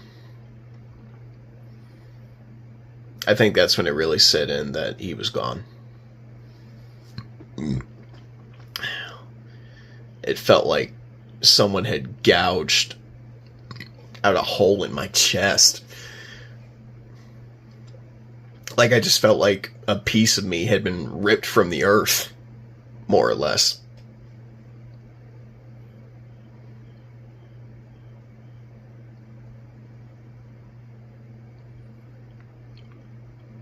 It's crazy to think all of that happened a year ago today. And like I said, it's not something I would ever wish on my worst enemy. This disease is not a joke. It's not something people should use for attention. This disease doesn't just tear the person apart that it's afflicting. It affects whole families. Because you're sitting there watching someone you love deeply just waste away and die. And you can't do anything about it.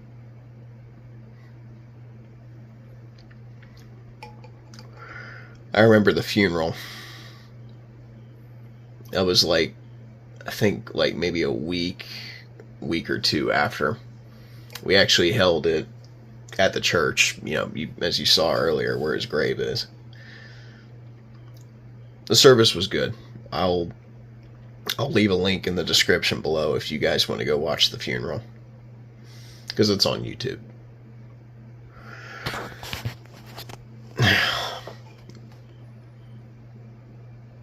I never really realized how many lives my uncle had touched until his funeral service. There were so many people there.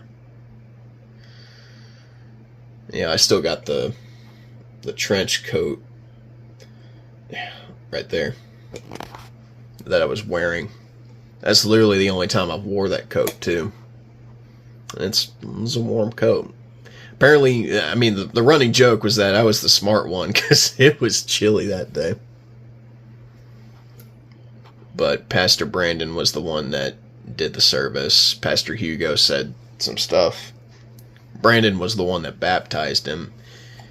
He had a childhood friend who came on stage and told a bunch of crazy stories about, them when they were kids. And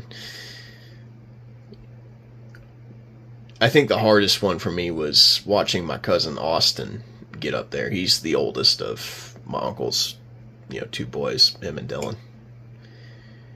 Watching him give a speech that's where I really cracked. I definitely couldn't do it. I still don't know how he was doing it to this day. And of course, they played a bunch of songs. They played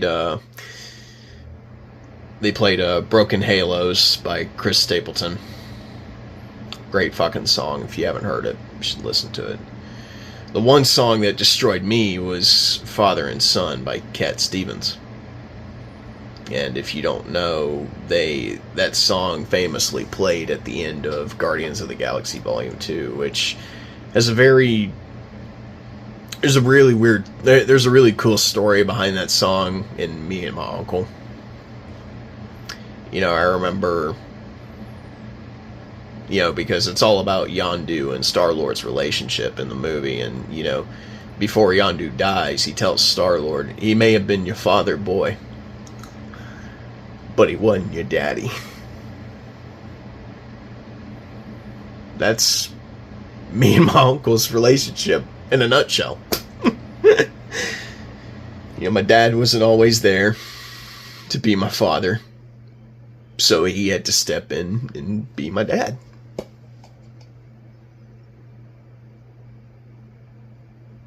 I remember when we saw that movie together, I remember me and him just kind of doing one of those awkward head turns and looking at each other like this. He knew immediately what I was thinking. I knew immediately what he was thinking. He already had tears in his eyes. I was like, oh no. But yeah, hearing that song devastated me beyond belief. And then the last song they played was Home by Chris Tomlin. It's such a beautiful, powerful song if you've never heard it. I had the privilege of being a pallbearer at his funeral, so I got to carry his... I mean this with all respect. I got to carry his useless-ass carcass down to the gravesite. All fucking 245 pounds of you, piece of crap nuts. Nah, he was heavy. But I was gonna let my arm, rip out of its socket before I ever dropped that casket. And it's funny, too, because when we wheeled him out, he got wheeled out to Panama by Van Halen, which was just so him.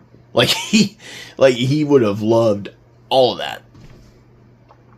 But no, it was me, my two cousins, my Uncle Matt, my Uncle Sean. I think my other one of my younger cousins, his name is Wally. And then maybe one of my other cousins, Mason. I don't remember. But carried his we all carried his casket down to the gravesite, and they lowered him in. And of course, as a pallbearer, you got to put your flower on the casket and, stand off to the side while they started the burial process, after final prayers and stuff. It's funny. I remember what my Uncle Matt told me, like, what he said when he put his paw on the casket. Because we always used to have a running joke between the three of us. Whenever we would leave or, get done with something and we'd leave each other, we'd always go, well, bye. So that's what he did. He walked up to the casket, put the paw on the casket, looked at him and went, well, bye. Oh, shit. That wasn't the end of the shenanigans. There's a running joke that my uncle was not going to go in the ground without one last laugh. And that was for damn sure. Because in order to get, like, the lid, it wasn't an open casket, but they put his casket in, like, a concrete vault, kinda. And the lid was so heavy that they had to put it on, like, this track and kind of just wheel it, on top of, the concrete vault. I don't know what was going on, but the track that they had it on collapsed. And the whole lid, like, fell off the track and landed at the feet of my Aunt Shannon, my two cousins, and I think my Uncle Jason's father and mother-in-law. And of course, I'm a pallbearer, so I'm just sitting off to the side with the rest of them. I got my hands folded, I'm looking down like I'm trying to be respectful, but in my head, I'm like, you stupid motherfuckers, like, how hard is it to put... how hard is it to put a lid on a damn concrete vault and just put that bastard in the ground? Like, come on. It didn't help when my Uncle Matt came over to me and started talking like Stone Cold Steve Austin. We just started heckling all the guys that were struggling trying to get the shit on.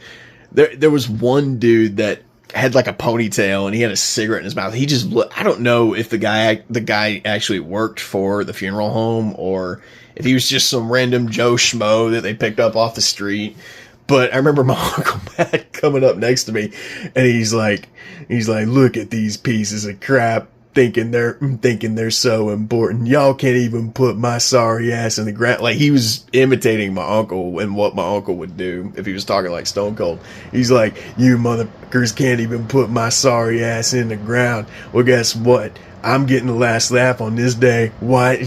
Dude, once he started that, I could not hold it. Like, I was laughing my fucking ass off. And I joined in. I was like, oh, look at this guy with his shitty ponytail and his shitty little cigarette thinking he's somebody important. And just, dude, we were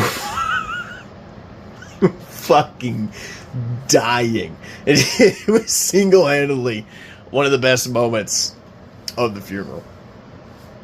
But they eventually got the concrete lid on and they started lowering, the casket in.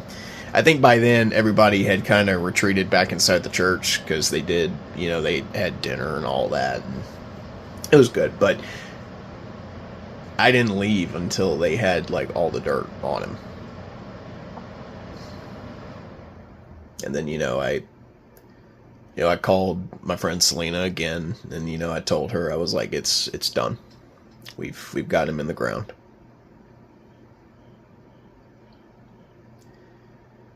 And then we all went home. And then we all just spent the next few days just trying to recover as best we could. And, looking back, a lot happened this last year. Like I mentioned before, at first, for like the first 2 months, I felt like I was alright. But in truth, I wasn't. I think I just buried my grief, buried my anger, and just buried everything that I was feeling. And it came out in a way that nearly tore a rift between me and my friends. I got angry. I got bitter. And I just got rageful. Like the littlest fucking things would set me off. Like they would always joke with me about stupid shit, and never got angry at all. But for whatever reason, I just couldn't fucking stand them. I didn't know what it was.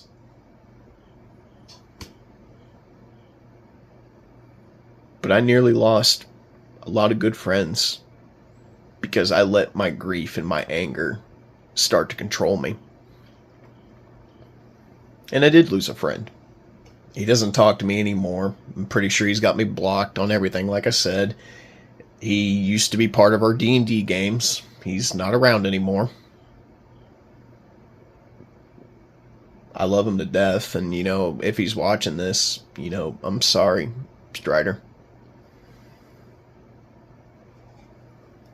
I could just be overthinking it again, honestly, but on the off chance that I'm not, and that's what's going on, I'm sorry, dude.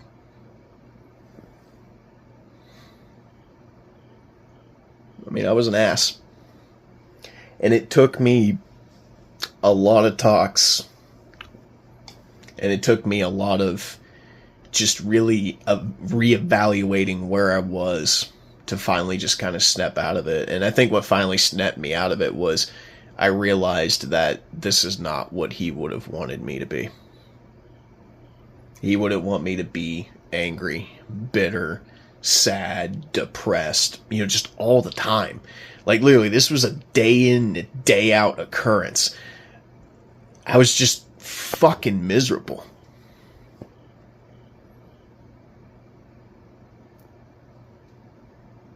And I'm not saying I didn't have a right to be. I aimed it, dealt with it in the wrong way.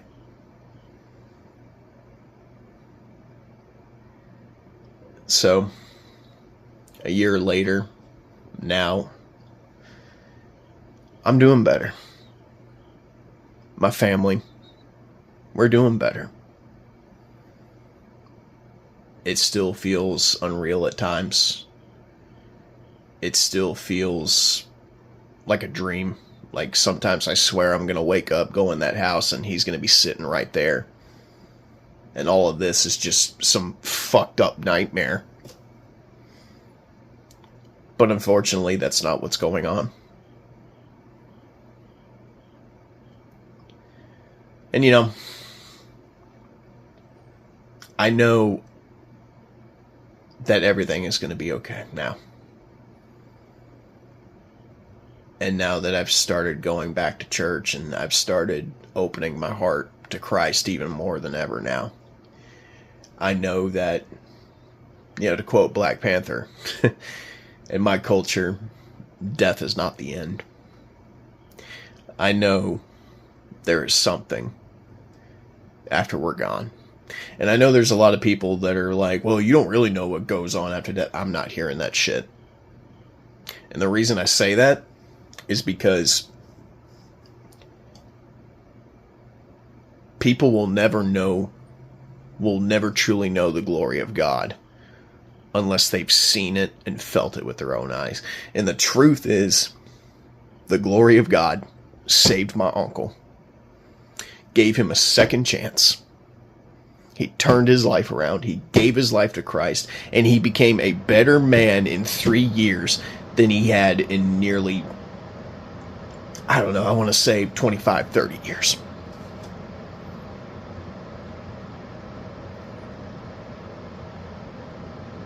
If he had died that day when this all started, he'd be in hell. I know that in my heart. I know that in my soul. People, one of the things I've learned, and especially, and I mean, they've been talking about it in church too, because we've all asked this question: why doesn't God heal me? Why doesn't he take this thing from me? If he's so powerful and all-knowing and he's so mighty, why doesn't he just heal me? The reason? God will use that pain and use that suffering to bring others to Christ. It brought my uncle to Christ. It's brought me to Christ. People in my family that have never even seen the inside of a church have started going back.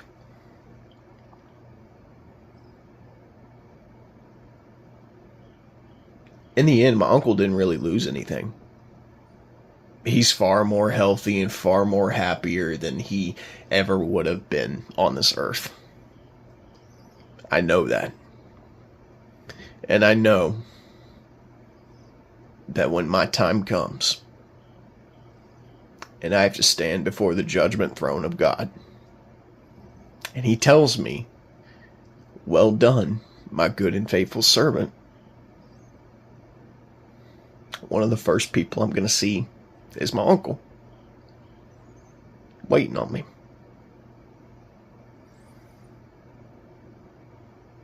It's hard. Some days I'm great, some days I'm not. But that's just part of grief. It comes in waves, and you learn to deal with it and to live with it. He would not want me to live my life in misery. He would want me to celebrate the time that I had with him. And he would want me to rejoice, knowing that that was not the final time that I was going to see him. Eternity is a very long time. But I couldn't think of a better eternity than being with Jesus, being with my uncle, and just being with all the people that love me.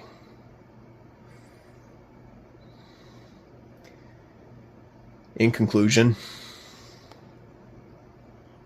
like I said, I'm still struggling. I'm doing better.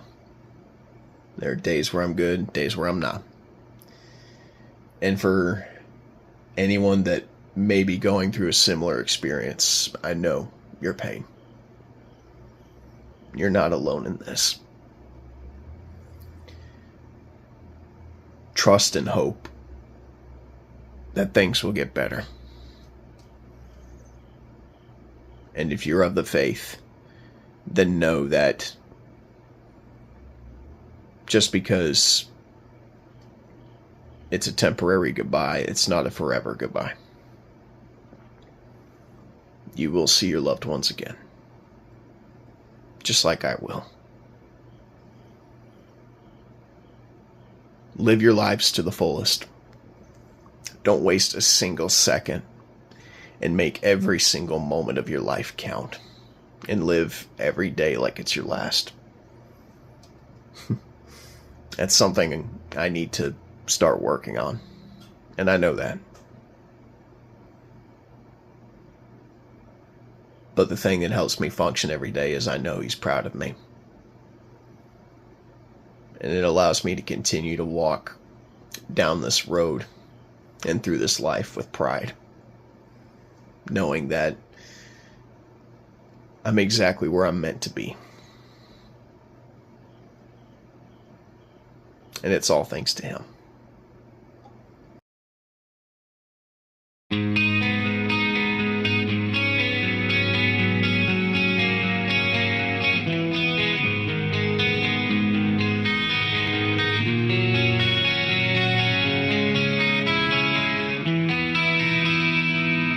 Can you tell me why it seems so hard to carry on?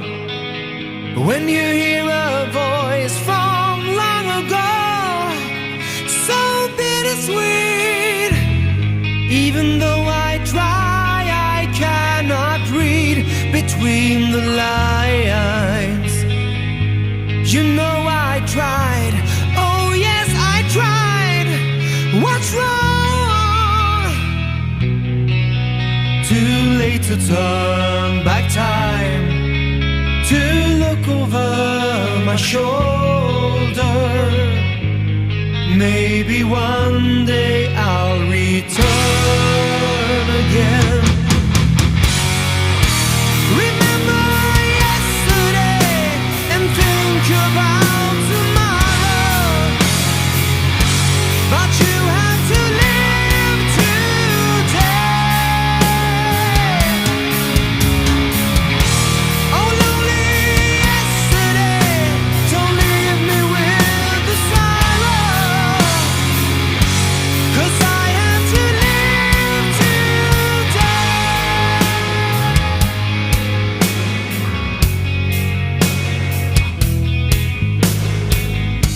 Every morning I awake to see the newborn day, to carry on the flame until the end of time.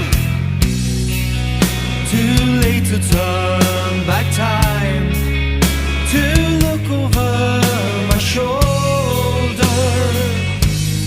Maybe one day I'll return again.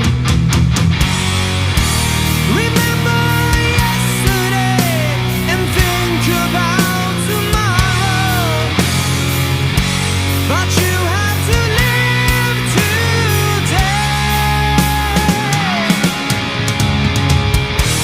Oh, lonely yesterday, don't leave me with the sorrow, 'cause I have to live today.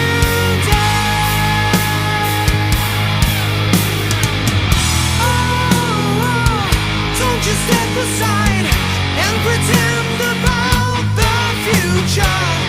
Oh, never live a lie. Don't you know tomorrow never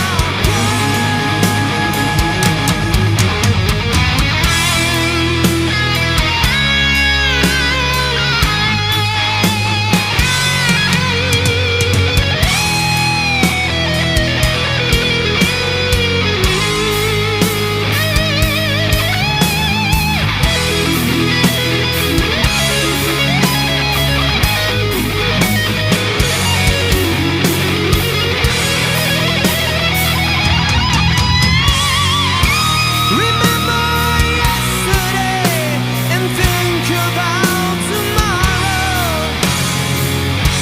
but you have to live today.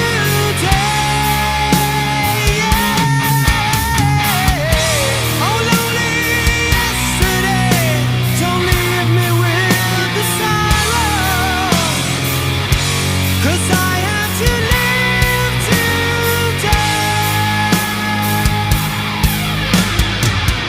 Oh, don't you step aside and pretend about the future. Oh, never live a lie. Don't you know tomorrow never. Oh, don't you step aside and pretend